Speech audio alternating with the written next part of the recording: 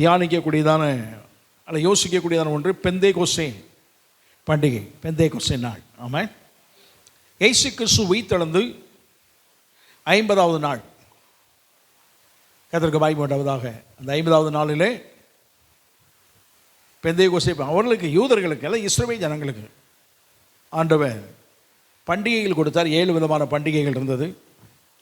பஸ்கா பண்டிகை, அந்த பஸ்கா பண்டிகை முடிந்து 50வது நாள் பெந்தேகோஸ்தே பண்டிகை. பெந்தேகோஸ்தே என்று சொன்னால் என்ன அர்த்தம் அப்படின்னா 50வது நாள்னு அர்த்தம். ஆமாம், கர்த்தருக்கு மகிமை உண்டாவதாக. நம்ம பார்த்து மறைமுகமாக கேட்க, நீங்கள் எந்த நாள் ஆராதனை? 50வது நாள் ஆராதனை. ஆமாம், அப்படின்னா அந்த பொருள் பரிசுத்த ஆவியினால் நிறையப்பட்ட ஆராதனை. 7ஆம் நாள் ஆராதனை இருக்கிறது, ஓய்வு நாள் ஆராதனை. ஆனால் பெந்தேகோஸ்தே நாள் பரிசுத்த ஆவியினால் நிரப்பப்பட்ட ஆராதனை தான் வேதத்திலே புதிய ஏற்பாடு காலத்திலே சொல்லப்பட்டதான ஆராதனை நாம் நினைக்கிறோம். ஆனால் பழைய ஏற்பாட்டிலே நீங்கள் மனதில் வைத்துக் கொள்ளுங்கள், பழைய ஏற்பாட்டிலே தேவன் 50வது நாளை அவர் முன்குறித்து வைத்திருந்தார். இஸ்ரவேல் ஜனங்கள் கானான் தேசத்தை விட்டு மன்னிக்கணும், எகிப்து தேசத்தை விட்டு புறப்பட்டு அவர்கள் வனாந்தரத்தில் நுழைந்தார்கள்.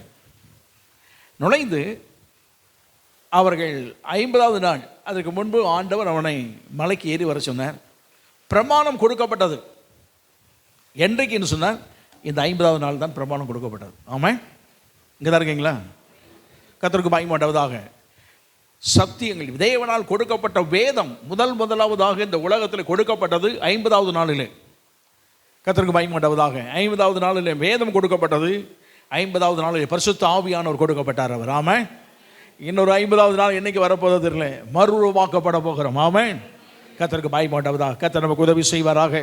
அந்த 50வது நாள் நம்ம யோசிக்க மாட்டோம், நம்ம சிந்திக்க மாட்டோம், அதை கணக்கிட முடியாத ஒரு எல்லைக்கு நாம் போய்விடுவோம். ஆமாம், புரியல நினைக்கிறேன். சரி, புரிய வைப்போம். கர்த்தருக்கு ஸ்தோத்திரம் உண்டாவதாக. ஒரே ஒரு வசனத்தை பெற்ற வாசித்து நாம் தொடங்க வேண்டும் என்று விரும்புகிறேன். வாசிங்கள். நமக்கு தெரிந்த ஒரு வசனம், அப்போஸ்தலர் நடபடியின் புஸ்தகம் 1ஆம் அதிகாரம் 8ஆம் வசனம் வாசிக்கும்படி கேட்கிறேன். பரிசுத்த ஆவி உங்களிடத்தில் வரும்போது நீங்கள் பலன் அடைந்து எருசலேமிலும் யூதேயா முழுவதிலும் சமாரியாவிலும் பூமியின் கடைசி பரியந்தமும் எனக்கு சாட்சிகளாய் இருப்பீர்கள் என்றார். ஆண்டவருக்கு மகிமை உண்டாவதாக. இயேசு கிறிஸ்து உயிர்த்தெழுந்த 40 நாட்கள் அளவும் தம்முடைய பிள்ளைகளுக்கு, தம்மை பின்பற்றி வந்த நபர்களுக்கு தம்மை வெளிப்படுத்தி காட்டினார், காட்சி கொடுத்தார். அவர் காட்சி கொடுத்து விட்டு அவர் 40வது நாளிலே பரமேறி போனார். கர்த்தருக்கு மகிமை உண்டாவதாக. ஒலிவ மலையிலே அவர் நின்றபோது எல்லா ஜனங்களும் 500க்கும் மேற்பட்ட ஜனங்கள் அங்கே வந்து கூடி அவரிடத்தில் சில வார்த்தைகளை கேட்டார்கள். இயேசுவும் சில வார்த்தைகளை பிரசங்கித்தார். பிரதானமான கட்டளைகள் எல்லாம் அங்கே தான் சொல்லப்பட்டது. அதில் ஒன்றே ஒன்று சொன்னால், நீங்கள் எருசலேமை விட்டு போகாமல் காத்திருங்கள். நீங்கள் எருசலேமிலே காத்திருக்க வேண்டும். எவ்வளோ நாட்கள்லாம் சொல்லலை, காத்திருங்கள். பரிசுத்த ஆவியானவர் என்ன செய்வார்? உங்களிடத்திலே வருவார். நீங்கள் பலன் அடைவீர்கள், சாட்சிகளாக இருப்பீர்கள் என்று சொல்லி ஆண்டவர் சொல்வதாய் காண்கிறோம். பரபேறி போன அந்த வேகத்தில் எல்லாம் மேல் வீட்டு வந்துட்டாங்க. கோடி பரிசுத்த ஆவியானவர் வருவார்னு சொல்லி எல்லாம் உட்கார்ந்து ஜெபம் பண்ண ஆரம்பித்தார்கள். ஜெபித்தார்கள், போயிட்டாங்க. உடைய மனதில் வைத்துக் கொள்ள வேண்டும், நம்ம எல்லாம் கூடி ஜெபம் பண்ண, இன்னைக்கு பரிசுத்த ஆவியானவர் ஊற்றப்படுவார், கூடி ஜெபம் பண்ண உடனே ஊற்றப்படுவார் என்பதல்ல. அதற்கும் ஆண்டவர் சில எதிர்பார்ப்புகளை கர்த்தர் வைத்திருக்கிறார். ஆமாம், கர்த்தருக்கு மகிமை உண்டாவதாக. அவர்கள் மறுபடியும் ஜெபித்த ஒவ்வொரு நாளும் வந்து ஜெபிக்க ஆரம்பித்தார்கள். ஜெபம் பண்ண வரும்போது 500க்கும் மேற்பட்ட ஜனங்கள் இருந்தார்கள். ஜெபிக்க வேண்டும் என்று சொல்லி மேல் வீட்டில் ஏறும்போது 120 பேர் தான் வந்தாங்க. பொதுவாகவே ஜெபம் பண்ண வேண்டும் என்று சொன்னால் ஆராதனைக்கு எல்லா இடங்களிலும் ஆயிரக்கணக்கில் வருவார்கள். ஜெபம் என்று சொல்லும்போது விரல் விட்டு எண்ணக்கூடிய நபர் தான் இருப்பாங்க. ஆமாம், கர்த்தருக்கு மகிமை உண்டாவதாக. அதே போல தான் நிலைமை முதல் நூற்றாண்டிலே இயேசுவோடு இருந்த நபர்கள் மத்தியிலும் இருக்கத்தான் செய்தது. அவர்கள் 120 பேர் தான் வந்தார்கள். ஆனால் 10 நாட்கள் 9 நாட்கள் ஜெபம் பண்ணியாச்சு. பெந்தேகோஸ்தே பண்டிகை, அதையும் எல்லாரும் என்ன செய்தாங்க? பெந்தேகோஸ்தே பண்டிகை கொண்டாடினார்கள். வீட்டு நல்லா கொண்டாடி நல்லா சாப்பிட்டுட்டு கர்த்தருக்கு மகிமை உண்டாவதாக அங்கே வந்துட்டாங்க, கூடி ஜெபம் பண்ண வந்துட்டாங்க.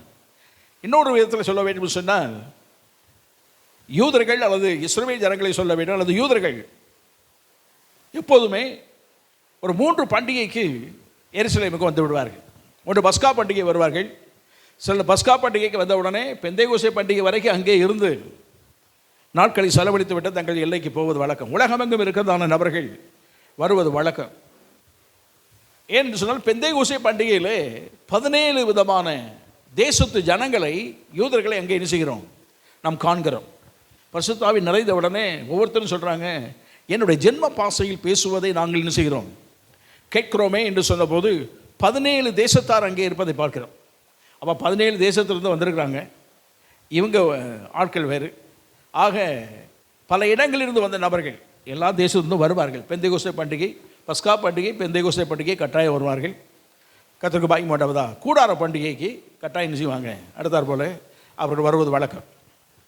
இந்த 3 பண்டிகைக்கு அவர்கள் வருவார்கள் வெளிநாடுகளில் இருந்தெல்லாம். ஆனால் கட்டாயம் உள்ளே இருக்கக்கூடியதான 30 கிலோமீட்டர் சுற்றுலா இருக்கக்கூடிய அவர்கள் எல்லா பண்டிகைக்கும் வர வேண்டும். ஆனால் இந்த 3 பண்டிகைக்கு எவ்வளோ தூரம் இருந்தாலும் சரி, கட்டாயம் 100 கிலோமீட்டருக்கு அப்புறம் உள்ளவரெல்லாம் இருந்தாலும் சரி, கட்டாயம் வர வேண்டும். அப்படிலாம் நிபந்தனைகள் இருந்தது. இந்த பெந்தைகோஸ்தே பண்டிகை வந்த உடனே எல்லாம் காலையில் ரெடி ஆகி உட்கார்ந்து ஜெபம் பண்ண ஆரம்பித்தார்கள். ஆனால் திடீரென்று ஒரு மாற்றம். பரிசுத்த ஆவியானவர் வந்து அவர் இறங்கினார். கர்த்தருக்கு பயந்து கொண்டவர். பரிசுத்த ஆவியானவர் ஒவ்வொரு மேலும் வந்து இறங்கினார் என்று வேதத்தில் வாசிக்கிறோம். அவர்கள் தேவன் தங்களுக்கு கொடுத்ததான வராதபடி அந்நிய பாஷைகளை பேசி கர்த்தரை துதிக்க ஆரம்பித்தார்கள். பரிசுத்த ஆவியானவர் அக்னிமயமான நாவுகளோடு ஒரு மீது இறங்கினார். இது பெந்தைகோஸ்தே நாளிலே நடைபெற்றதான அற்புதமான ஒன்று. இந்த பரிசுத்த ஆவியானவரை குறித்து நாம் தெரிந்திருக்க வேண்டும். பரிசுத்த ஆவியானவர் சொன்ன உடனே ஏதோ ஒரு ஆவி மாதிரி இருப்பார் அப்படின்னு நினைக்கிறேன். ஆமாம், எல்லாம் மனதில் ஆவி என்று சொல்ல அதுக்கு பேர் பரிசுத்த ஆவின்னு சொன்ன உடனே நம்ம மனதில் என்ன வருது? ஆவிகள்னு சொன்னால் எப்படி இருக்கும்? ஏதோ நம்ம வீட்டில் கொதிக்கும் போது ஆவி ஏறுது இல்லையா? ஒரு ட்ரெயின் போகும்போது நிலக்கரி யூஸ் பண்ணுற நாட்களில் கறி என்ன செய்யும், அது நீராவி இன்ஜின் அப்படிலாம் ஒரு மாதிரி போகும், புகையாக போகும், அப்படியே மறைஞ்சிடும்.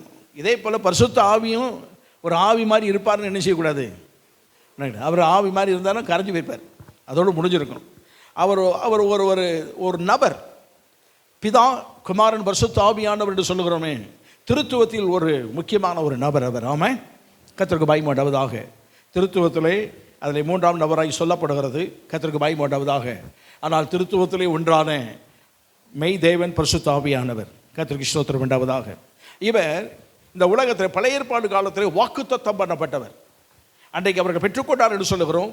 ஆனால் வாக்குத்தத்தம் பண்ணப்பட்ட அந்த வாக்குத்தத்தத்தை தான் அன்றைக்கு அவர்கள் பெற்றுக்கொண்டார்கள். யோவேல் சொல்லப்படுகிறது 2ஆம் அதிகாரம் 28ஆம் வசனத்திலே, மாம்சமான யாவர் மீதும் என் ஆவியை என்ன செய்வேன், ஊற்றுவேன். அப்படி ஊற்றப்படும் போது அப்பொழுது என்ன செய்வார்கள் சொன்னால், அவருடைய பிள்ளைகள், அவர் குமாரரும் குமாரத்தையும் என்ன செய்வார்களாம், தீர்க்க தரிசனம். நல்ல அந்த வசனங்கள்லாம் ரொம்ப டாப்பாக இருக்கும் பாருங்க. எழுதுறதும் பரிசுத்த ஆவியானவர் சூப்பராக எழுதிவார். பரிசுத்த ஆவியானவர் எழுதும்போது குமாரரும் குமாரத்தையும் என்ன செய்வாங்களாம், தீர்க்க தரிசனம் உரைப்பார்கள். அங்கே குமாரர் குமாரத்தி என்பது ஒட்டுமொத்த தேவனுடைய பிள்ளைகளை அப்படி சுட்டி காட்டப்படுகிறது. எல்லாரும் தனிப்பட்ட ஒரு ஒரு குடும்பத்தில் நம்ம பிள்ளைகளை என்று சொல்லப்படுவதை விட ஒட்டுமொத்த உலகத்தில் எல்லாரும் தேவனுடைய பிள்ளைகளாக இருக்கிற குமாரரும் குமாரத்திகளும் என்ன செய்வார்கள், தீர்க்க தரிசனம் உரைப்பார்கள். அடுத்தார்களே மூப்பர் சொப்பனங்களையும் அங்கே டிஃபரெண்ட் பண்ணி காமிக்கிறாங்க. மூப்பர்கள் என்ன செய்வாங்களாம், சொப்பனம் காண்பார்கள். உங்கள் வாலிபர் தரிசனங்களையும் காண்பார்கள். இப்பதான் டிஃபரெண்ட் காமிக்கிறாங்க. வாலிபர்கள் என்ன செய்வாங்களாம். இந்த ரெண்டுக்கு என்ன டிஃபரெண்ட் இருக்குன்னா, மூப்பர்கள் சொப்பனம் காண்பார்கள். மூப்பர்கள் அவங்க தரிசனம் காண்பார்கள் என்று சொல்வதை விட மூப்பர்கள் என்ன காண்பார்களாம். ஏன் அப்படி சொல்லப்படுதுன்னா, மூப்பராக இருக்கிற ஒவ்வொருடைய வாழ்க்கையிலும் வயோதிபம் வரும்போது அவர்களால் வாலிபரை போல எழுந்து என்ன செய்ய முடியாது, ஜெபிக்க முடியாத சூழ்நிலைகள் வரலாம். ஆகவே அவர்கள் அமர்ந்து ரெஸ்ட் எடுத்து அவர்கள் ஜெபிக்கக்கூடியவர்கள், அவர்கள் படுத்திருக்கக்கூடியவர்கள், அதிகமாக ஓய்வு எடுக்கக்கூடிய நபர்கள். ஆகவே அவர் ஓய்வு எடுக்கக்கூடிய, ஜெபித்து விட்டு ஓய்வு எடுக்கக்கூடிய இந்த சூழ்நிலையில் அவர்கள் சொப்பனம் காண்பார்கள். தூங்குறவங்களுக்கு தான் என்ன வரும், இதாக இருக்கீங்களா, சொப்பனம் காங்க போயிட்டீங்களா? தூங்குறவங்களுக்கு என்ன வரும், சொப்பனம் வரும். கர்த்தருக்கு பயமாட்டேன். அதுதான் தொல்லையின் திரட்சியினால் சொப்பனம் வரும்னு வேதம் சொல்லுது. அது ஒரு பக்கம். தூங்குறவங்களுக்கு தான் என்ன வரும், தரிசனம் என்பது விழித்திருக்கும் போதே காட்சியை காண்கிற ஒன்று. அப்போ வாலிபர்கள் தூங்கக்கூடாது. வாலிபர் என்ன செய்யணும், ஆமாம், வயோதிபர் ஜெபம் பண்ணிட்டு கொஞ்சம் டயர்டாக இருக்குன்னு படுத்து தூங்குவாங்க. ஆனால் வாலிபர்கள் ஜெபம் பண்ணனா உட்கார்ந்து என்ன செய்யணும், நல்ல ஜெபம் பண்ணும்போது ஆவியானவர் கண்களை என்ன செய்வார், அவர் திறப்பார். தரிசனம் நேரடியாய் ஒன்று நடப்பதை நாம் என்ன செய்யணும், அதை காண முடியும். தரிசனங்களை காண்பார்கள். கர்த்தருக்கு பயப்பட்டதாக இவையெல்லாம் வாக்குத்தத்தம் பண்ணப்பட்டது.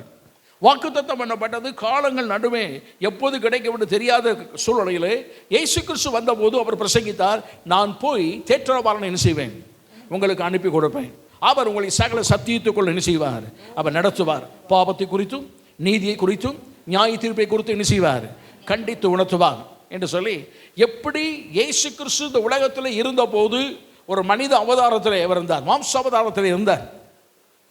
அவர் ஒரு நபராக இருந்து பாவத்தை கண்டித்தாரோ, ஆறுதல் அளித்தாரோ, அனைவருக்கு விடுதலை கொடுத்தாரோ, அதே போல ஒரு பர்சன் தான் இந்த உலகத்திற்கு மறுபடியும் நான் செய்ய போகிறேன், ஒரு நபரை உங்களுக்கு அனுப்ப போகிறேன். அவர் ஒருவேளை உங்கள் பார்வைக்கு தெரியாது இருக்கலாம், ஆனால் அவர் செய்கிற கிரியைகளை நீங்கள் என்ன செய்ய முடியும், காண முடியும். அவர் ஆற்றுவார், தேற்றுவார், பாவத்தை கண்டிப்பார், பாவத்துக்குரிய நீதி என்ன, வேத வசனம் என்ன என்பதை சொல்லிக் கொடுப்பார். அந்த வேத வசனத்தை நாம் ஒப்பு கொடுத்து எல்லாம் செய்யும் போது தீர்ப்புக்கு நாம் நியாய தீர்ப்புக்கு தப்பித்துக் கொள்ள முடியும். இல்லாவிட்டால் நியாய தீர்ப்புகளை நாம் பிடிபட்டுக் கொள்வோம். எல்லாம் அவர் சொல்லிக் கொடுக்கிறார். கர்த்தருக்கு பயப்பட்டவராக அவர் தேற்றரவாளன். அவர் கொடுக்கப்பட்ட பல பெயர்கள் எல்லாம் வேதத்தில் சொல்லப்படுகிறது. ஆகவே பரிசுத்த ஆவியானவர் வாக்குத்தத்தம் பண்ணப்பட்டவர் புதிய ஏற்பாடு காலத்திலே ஊற்றப்பட்டார். அவர் ஆமென். பழைய ஏற்பாட்டு காலத்திலே பரிசுத்த ஆவியானவர் இல்லையா, பரிசுத்த ஆவியானவர் இருந்தார். அவர் சில தனிப்பட்ட சில நம்முடைய வாழ்க்கையில் ஒன்று பரிசுத்த ஆவி என்று பெற்றுக்கொண்டார் என்று சொன்னால் 3 பேர்களாம் பரிசுத்த ஆவியை பெற்றுக்கொண்டவர்கள் உண்டு. 3 பேர்கள் சொன்னால் 3 பேர் எண்ணிக்கை நான் சொல்ல வரவில்லை. 3 நபர்கள், 3 தரப்பட்ட மக்கள் கர்த்தருக்கு பயப்படுவதாக. ஒன்று அபிஷேகம் பண்ணப்பட்டது என்று சொன்னால் ஆசாரியனுக்கு அபிஷேகம் பண்ணப்படுவார். ஆகவே ஆசாரியனுக்குரிய அபிஷேகம் இருக்கிறது. இரண்டாவது ராஜாக்களை அபிஷேகம் பண்ணினபடினாலே ராஜாக்களின் அபிஷேகம் இருந்தது. வரீங்களா? கர்த்தருக்கு பயப்படுவதாக. தீர்க்கதரிசிகளுக்கும் தீர்க்கதரிசன அபிஷேகம் என்ன செய்தது, அவர் இருந்தது. ஆக தீர்க்கதரிசிகளுக்கு அபிஷேகம் இருந்தது. கர்த்தருக்கு பயப்படுவதாக. ஆகவே இந்த தீர்க்கதரிசிகள் ராஜாக்கள் இவங்க தான். சாதாரண மனிதர்கள் அபிஷேகம் பெறவில்லை. ஆனால் தனிப்பட்ட ஒரு வேலையை செய்து முடிக்க வேண்டும், தேவனுடைய திட்டம் வெளிப்பட வேண்டும் என்பதற்கு ஆண்டவர் திட்டமிடும் போது தனிப்பட்ட நபர்களை கர்த்தர் எடுத்து அவர்களை அபிஷேகித்து பரிசுத்த ஆவியினால் நிறைத்து தம்முடைய திட்டத்தை, தம்முடைய நோக்கத்தை, செயல்பாடுகளை செய்து முடித்துவிட்டு அதோடு நிறுத்திடுவார். மறுபடியும் செய்ய வேண்டும் என்று சொன்னால் மறுபடியும் இறங்கி வருவார் அவர். ஆமாம். வேதத்தில் வாசிக்கிறோம். சிம்சோனுடைய வாழ்க்கையில் எடுத்துக்கொள்வோம் என்று சொன்னால் நிறைய பேர் இருக்காங்க. சிம்சோனுடைய வாழ்க்கையில் எடுத்துக்கொள்வோம் என்று சொன்னால் பரிசுத்த ஆவியானவர் மீது இறங்கினார். இறங்கின போது ஏய்த்து வந்ததான சிங்கத்தை ஒரு ஆட்டை கிழித்து போடுவது போல என்ன செய்தான், கிழித்து போட்டான். மறுபடியும் இன்னொரு எல்லை வரும்போது ஆயிரக்கணக்கான போர் வீரர்கள், யுத்த வீரர்கள் வந்து நிற்கும் போது பரிசுத்த ஆவியானவர் அவர் மீது வந்து என்ன செய்தார். அப்போ முதல்ல இறங்கிட்டார்ல, ரெண்டாவது இறங்கணும். தன்னுடைய நோக்கம், தன்னுடைய வேலை, தன்னுடைய திட்டம் செய்து முடித்துவிட்டு அவர் இறங்கி அவர் போய் விடுவார். கர்த்தருக்கு பயப்பட்டதாக. அந்த பரிசுத்த ஆவியானவர் வருவதும் போவதுமாகத்தான் இருந்தது. கர்த்தருக்கு பயப்பட்டதாக. ஆனால் கர்த்தருக்கு ஸ்தோத்திரப்பட்டதாக புதிய ஏற்பாட்டு காலத்தில் ஒரு நாள் பெந்தேகோஸ்து நாள் ஊற்றப்பட்டவர் இன்னும் போகலை. ஆமாம். என்ன எங்கே போகலை, அவன் இங்கேருந்து எடுத்துக்கொள்ளப்பட்டு போகவில்லை. எப்போது எடுத்துக்கொள்ளப்படுவார் என்று சொன்னால் நாம் என்றைக்கு அல்லது இந்த மனவாட்டி சபை இந்த உலகத்தில் என்றைக்கு கிறிஸ்துவோடு கூட ஏறெடுக்கப்படுகிறதோ, இக்காலத்தை கேட்கப்படுதோ, அப்போது பரிசுத்த ஆவியானவர் என்ன செய்வார், அவர் கூட வந்துடுவார். அதுக்கப்புறம் பரிசுத்த ஆவியானவர் இங்கே உலகத்தில் என்ன செய்ய மாட்டார். எப்படி தெரிந்து கொள்ளலாம்? கொரிந்தியரில் எழுதுகிறேன், தீர்க்க தரிசனங்களாலும் ஓய்ந்து போகும், அந்நிய பாஷைகளாலும் என்ன செய்யுமா. அவன் எல்லாம் சொல்லுவாங்க தீர்க்க தரிசனம் ஓய்ந்து போனது, அந்நிய பாஷை ஓய்ந்து போனது. இல்லை, இயேசு கிறிஸ்து வருகை வரை தீர்க்க தரிசனம் உண்டு, இயேசு கிறிஸ்து வருகை வரை அந்நிய பாஷை உண்டு. என்றைக்கு இயேசு கிறிஸ்து வந்து தம்முடைய ஜனத்தை எடுத்துக்கொள்கிறாரோ அன்றைக்கு பரிசுத்த ஆவியானவர் போய்விட்டால் வரங்களுக்கு இடமில்லை, அந்நிய பாஷைக்கு இடமில்லை, தீர்க்க தரிசனங்களுக்கு என்ன செய்யாது, இடமில்லை. கர்த்தருக்கு பயப்பட்டதாக. அன்பு என்பது சுவாபத்திலே ஒன்று. கர்த்தருக்கு பயப்பட்டவதான். அது இந்த உலகத்தில் துன்மார்க்கனாக இருந்தால் அவனுக்கு அன்பு உண்டு. உண்டா கிடையாதா? கட்டாயம் அன்பு உண்டுங்க. துன்மார்க்கனாக கொலைகாரனாக இருந்தாலும் அவனுக்கும் என்ன செய்ய என்ன உண்டு, அவன் தன் பிள்ளையின் மீது ஈவு இறக்க உண்டு, தன் உறவுகள் மீது ஈவு இறக்க உண்டு. ஒருவேளை கொலை செய்து விட்டான் ஒரு கோபத்தில், ஆனால் அவனுக்கும் என்ன உண்டு, நெஞ்சில் ஈரம் உண்டு. ஆமாம். இங்கே தான் இருக்கீங்களா? ஆகவே அன்பு என்பது சுவாபத்தின் அடிப்படை, இது தேவன் கொடுத்த கிருபையின் அடிப்படையில் உள்ளது. கர்த்தருக்கு பயப்படுவதாக. ஆகவே நாம் எடுத்துக்கொள்ளப்படும் போது அவர் நமக்கு உதவி செய்ய வல்லவர். மீட்கப்படும் நாளுக்கென்று முத்திரையாய் பெற்ற பரிசுத்த ஆவியானவர். ஆமென். அங்கே முத்திரை பெற்றிருக்கிறோம். நாம் பரிசுத்த ஆவியின் அபிஷேகத்தை பெற்றுக்கொண்டிருக்கிறோம் என்றால் எதை பெற்றிருக்கிறோம், எதை பெற்றிருக்கிறோம்? முத்திரை பெற்றிருக்கிற முத்திரை என்னது? சீல். அப்போ 2 பகுதி. வெறும் பேப்பருக்கும் முத்திரை பேப்பருக்கும் என்ன இருக்கு? வித்தியாசம் இல்லை, வேல்யூ வித்தியாசம் தான். மற்ற எழுதின பேப்பருக்கும் எழுதாத பேப்பருக்கும் வித்தியாசம் இருக்குல்ல. இது எழுதியிருக்குது. எழுதின பேப்பராக இருக்கட்டும், எழுதாத பேப்பராக இருக்கட்டும், எதாக இருக்கட்டும், வெறும் பேப்பர், இந்த முத்திரை பேப்பர், எதுக்கு தான் வேல்யூ? அதை தான் ஆண்டு சொல்ற. பரிசுத்த ஆவியினால் முத்திரிக்கப்பட்டிருக்கிறோம்னு சொன்னால் இந்த உலகத்தில் இருக்க எல்லா ஆத்துமாக்களை விட நாம் விலையேற பெற்றவர்கள். ஆமா, வேல்யூபிள். இன்னொரு விதத்தில் அந்த பதத்தை சொல்லும் போது லபான் என்றதான வார்த்தை சொல்லியிருக்காங்க. அப்படின்னா என்ன அர்த்தம்னா, முத்திரை மோதிரம் என்று சொல்லி மொழிபெயர்ப்பு செய்தாலும் அதை முத்திரை மோதிரம், அதாவது என்கேஜ்மெண்ட் ரிங்னு சொல்கிறாங்க. அதுக்கு என்ன பேர்? Engagement ring. என்றைக்கு பரிசுத்த ஆவியானவர் நமக்கு ஊற்றப்பட்டாரோ அன்றைக்கே மணவாளனுக்கு உரிய நிச்சயிக்கப்பட்ட ஒரு நபர். அப்போ பரிசுத்த ஆவியின் போகும்போது ஒரு என்கேஜ்மெண்ட் ரிங் கையில் மாட்டிட்டோம். அந்த கையில் இந்த ரிங் இல்லாத வரைக்கும் யாருக்கு நாம் என்னைக்கோ ஒரு நாள் சொந்தமாயிருவோம். யாருக்கு என்ன செய்வோம்? இங்கே தான் இருக்கீங்களா? சொந்தமாயிருவோம். இப்போ அமெரிக்கா போன தேசத்தில் இப்போ இருக்கான்னு தெரியாது, முன்னாட்களில் அவங்க என்கேஜ்மெண்ட் ரிங்கு அல்லது மேரேஜ் ரிங் இருக்கும், அது கையில் போட்டிருப்பாங்க. அது தனியாக தெரியும். அவங்க பேர் போட்டு வச்சுருப்பாங்க, அவங்களுடைய டிசைன் வச்சுருப்பாங்க. அவங்க கை கொடுக்கும்போது அந்த ரிங் பார்த்தாங்கன்னா அவங்க ஒன்றும் கேட்குறதில்ல. இப்போ ரிங் இல்லைன்னா ஆள் கல்யாணம் முடியாத ஆளுன்னு கட்டாயம் பெரிய ஆளாக இருந்தால் தன் பிள்ளைக்கு கேட்டுருவாங்க. வேறு பொண்ணாக இருந்தால் தன் பையனுக்கு என்ன செய்வாங்க? இல்லை நான் கல்யாணம் முடிச்சிட்டேன்னா முதல் கேள்வி என்ன செய்வாங்க? கையில் உள்ள என்கேஜ்மெண்ட் ரிங் எங்கே அல்லது மேரேஜ் ரிங் எங்கே அப்படின்னு அவங்க கேட்குற கேள்வி, முதல் கேள்வி அதுதான். ரிங் இருக்கு.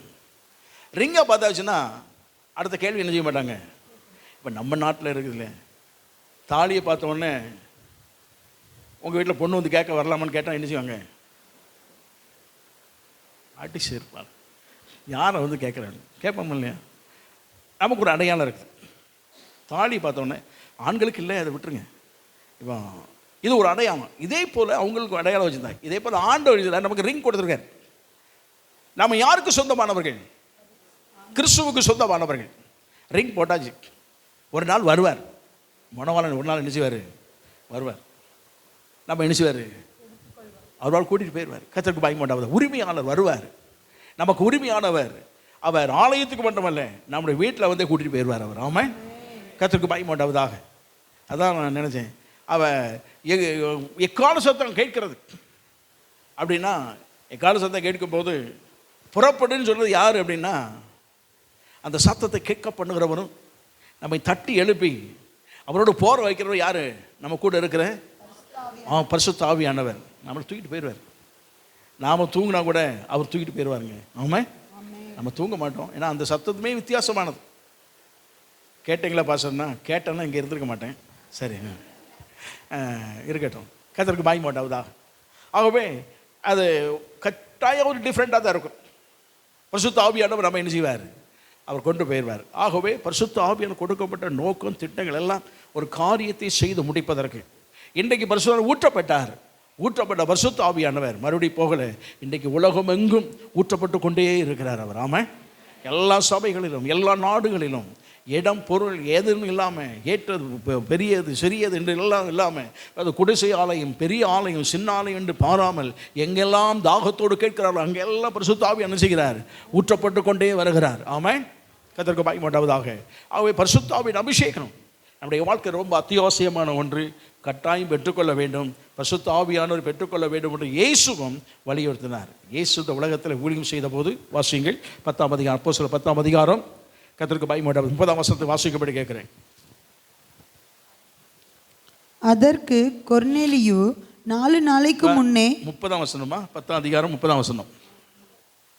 நான் அதை பண்ணிட்டணும். அந்த கீழே கீழே கீழே உள்ள வசனத்தை வாசிங்க. கீழே, கொர்நேலியுவே உன் ஜெபம் கேட்கப்பட்டது. இல்லை மன்னிக்கணும், நான் சொல்கிறேன் 38ஆம் வசனம். மன்னிக்கணும். நசரேயனாகிய இயேசுவை தேவன் பரிசுத்த ஆவியினாலும், நல்ல கவனிங்க, நசரேயனாகிய இயேசுவை பரிசுத்த ஆவியினாலும் வல்லமையினாலும் அபிஷேகம் பண்ணினார். அபிஷேகம் பண்ண அவரே அபிஷேகம் பண்ணப்பட்டவர். அவருக்கு பேர் என்னது? கிறிஸ்து. அவருக்கு பேர் என்னது? கிறிஸ்து என்று சொன்னாலே அனாதியாய் அபிஷேகம் பண்ணப்பட்டவர், கர்த்தருக்கு பயப்பட்டவதாக. ஆனாலும் இந்த உலகத்திலே அவர் இருந்தபோது பரிசுத்த ஆவியானவர் அவர் மீது புறா வடிவில் வந்து என்ன செய்தார்? இறங்கினார் என்று சொல்லப்படுகிறது. அப்போ அவரை பரிசுத்த ஆவியினால் நிரப்பினார். கர்த்தருக்கு பயப்பட்டவதாக. பரிசுத்த ஆவியினால் என்ன செய்தாராம்? நிரப்பினார். அந்த நிரப்பப்பட்ட அந்த தேவகுமாரன் நன்மை செய்கிறவராய் என்ன செய்தாராம்? அவர் சுற்றி திரிந்தார் என்று சொல்லப்படுகிறது. ஆகவே இயேசு கிறிஸ்து இந்த உலகத்தில் இருந்த போதும் அவர் பரிசுத்த ஆவியினாலே உற்பத்தி ஆக்கப்பட்டவர், பரிசுத்த ஆவியினாலே நிரப்பப்பட்டவர். பரிசுத்த ஆவியானவர் அவரை பயன்படுத்தினார். 12ஆம் அதிகாரத்திலாம், லூக்கா 12ஆம் அதிகாரத்தில் வாசிச்சோன்னா ஆவியினாலே அவர் செய்த அற்புத அடையாளங்களை எல்லாம் என்ன செய்ய முடியும்? வாசிக்க முடியும். கர்த்தருக்கு பயப்பட்டவர். ஆகவே பரிசுத்த ஆவியானவர் இயேசுவே தன் வாழ்க்கையில் பெற்றுக்கொண்டது போல நம்முடைய வாழ்க்கையிலும் பரிசுத்த ஆவியின் அபிஷேகம் கட்டாயம் தேவை. ஆமென். பரிசுத்த ஆவியின் அபிஷேகத்திற்கு அடையாளம் என்னன்னா அந்நிய பாஷை தான் அடையாளம். ஆமென். ஆகவே அந்நிய பாஷை அடையாளத்தோடு கர்த்தர் நமக்கு தருவாராக. சரி, பரிசுத்த ஆவியானவரை பல ஓமான உபயத்தோடு உபகரண காரியத்தோடு சொல்வாங்க. இப்போ பரிசுத்த ஆவியானவருக்கு வேதத்தை சொல்லப்படும் போது தண்ணீர் என்று சொல்லப்படும் போது தண்ணீருக்கு ஒப்பனையாய் பரிசுத்த ஆவியானவர் செய்யப்படுது சொல்லப்பட்டிருக்கு. தண்ணீர் பல அர்த்தம் இருக்கு வேதத்தில். ஒன்று தண்ணீர் என்று சொன்னால் வேத வசனம். எபேசுவைக்கு எழுதும் போது அது தண்ணீர் முழுக்கினாலே சுத்திகரித்து 5:27 சொல்லப்படும் போது தண்ணீர் முழுக்கினாலே சுத்திகரித்து என்று சொல்லப்படுவது வேத வசனத்தினால என்ன செய்யப்படுகிறான்? சுத்திகரிக்கப்படுகிறான். வேத வசனம். தண்ணீர் என்பது வேத வசனம். இன்னொன்று தண்ணீர் என்பது பரிசுத்த ஆவியானவரை குறைக்கும். பலிபீடத்திலிருந்து எசேக்கியேல் பார்க்கிறான், பலிபீடத்திலிருந்து என்ன செய்தான்? ஒரு நீரூற்று புறப்பட்டு அது சித்தி பள்ளத்தாக்கின் வழியாக என்ன செய்தான்? புறப்பட்டு போனது என்று சொல்லப்படுகிறது. அப்போ பலிபீடத்தில் புறப்பட்டது பரிசுத்த ஆவியானவர் என்று சொல்லப்படுகிறது. தண்ணீர் பரிசுத்த ஆவியானவருக்கு சொல்லப்படுகிறது. கர்த்தருக்கு பயப்பட்டவதாக. இன்னொன்று தண்ணீர் நம்முடைய வாழ்க்கையில் நாம் சந்திக்கிற பிரச்சனைகள், போராட்டங்கள் இவைகளையும் என்ன செய்யும்? ஆனால் அந்த இடத்துக்கு தக்கன நாம் என்ன செய்ய வேண்டும்? அதை எடுத்துக்கொள்ள வேண்டும். பரிசுத்த ஆவியானவருக்கு தண்ணீர். அப்போ இடது பெருவெள்ளத்திற்கு கர்த்தர் நமக்கு புகலிடம்னு சொல்லப்படுது. பெருவெள்ளம் என்னது? தண்ணீர்.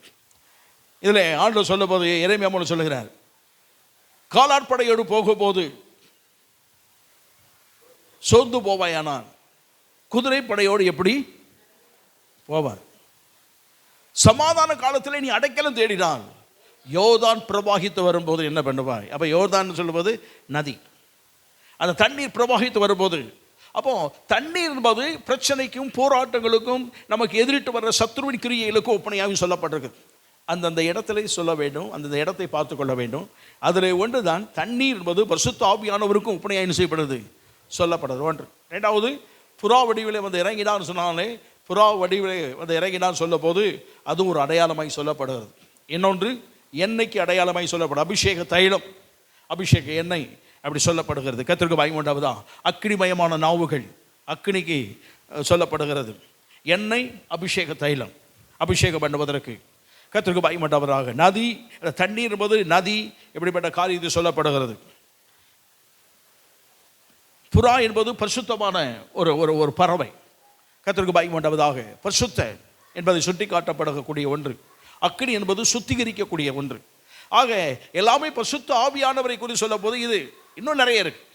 கர்த்தருக்கு பயப்பட பரிசுத்த ஆவியை பற்றி தெரிந்து கொள்ள வேண்டும். பரிசுத்த ஆவியானவர் இதெல்லாம் சொல்லப்படுது. வல்லமையின் ஆவியானவர், வல்லமையான காரியங்களை செய்யக்கூடியவர். கர்த்தருக்கு பயப்பட்டவதாக. ஆகவே பரிசுத்த ஆவியானவர் இந்த உலகத்தில் பழைய ஏற்பாடுகளை கொடுக்கும் போது வருவார், வேலையை முடிச்சுட்டு போயிடுவார். புதிய ஏற்பாடுகளை ஊற்றப்பட்டவர் என்றும் ஊற்றப்பட்டு கொண்டே இருக்கிறார். இன்னும் அநேகருடைய வாழ்க்கையில் அவர் புதுப்பித்து கொண்டே இருக்கிறார். ஆமாம். சரி, இன்னும் நிறைய சொல்லிட்டு போகலாம். கர்த்தருக்கு பயப்படும். பரிசுத்த ஆவியை நாம் பெற்றுக்கொள்கிறோம். இதில் சொல்லப்படுகிறது, பரிசுத்த ஆவி உங்களிடத்தில் வரும்போது நீங்கள் என்ன செய்வீங்க? ஒன்று பலன் அடைவீர்கள், ரெண்டாவது சாட்சிகளாக இருப்பீங்க. எங்கெல்லாம் அப்படின்னு சொல்லப்படுகிறது பல இடங்களை சொல்லும். ஒன்று எருசலேம் இருக்கிற எல்லை, யூதயா பக்கத்து இடங்கள், சமாரியா அந்நிய ஜனங்கள், உலகத்தின் கடைசி பரியந்தம் எல்லா ஜனங்களும், உலகத்தில் எல்லா ஜனங்களுக்கும். ஆக எல்லாருக்கும் நாம் எப்படி இருக்கிறோம்? சாட்சிகளாக இருக்கிறோம் என்று சொல்லப்படுது. ரெண்டே ரெண்டு காரியம். ஒன்று பலன், இன்னொன்று என்னது? சாட்சி. ஒன்று நமக்கு, இன்னொன்று கர்த்தருக்கு. ஆமாம். இதான் இருக்கீங்களா? பரிசுத்த ஆவியான ஊற்றப்பட்டது நோக்கம் ஒன்று நாம் ஆசீர்வாதம் அடைவதற்கு அல்லது பலன் அடைவதற்கு என்று சொல்லப்படுகிறது. கர்த்தருக்கு பயமுண்டாவதாக. இன்னொன்று ஆண்டவர் ஆசீர்வாதம் பெறுவதற்கு, அவருடைய மகிமையை இந்த உலகத்திற்கு வெளிப்படுத்துவதற்கு. ஆகவே ஒன்று நமக்கு, இன்னொன்று யாருக்கு?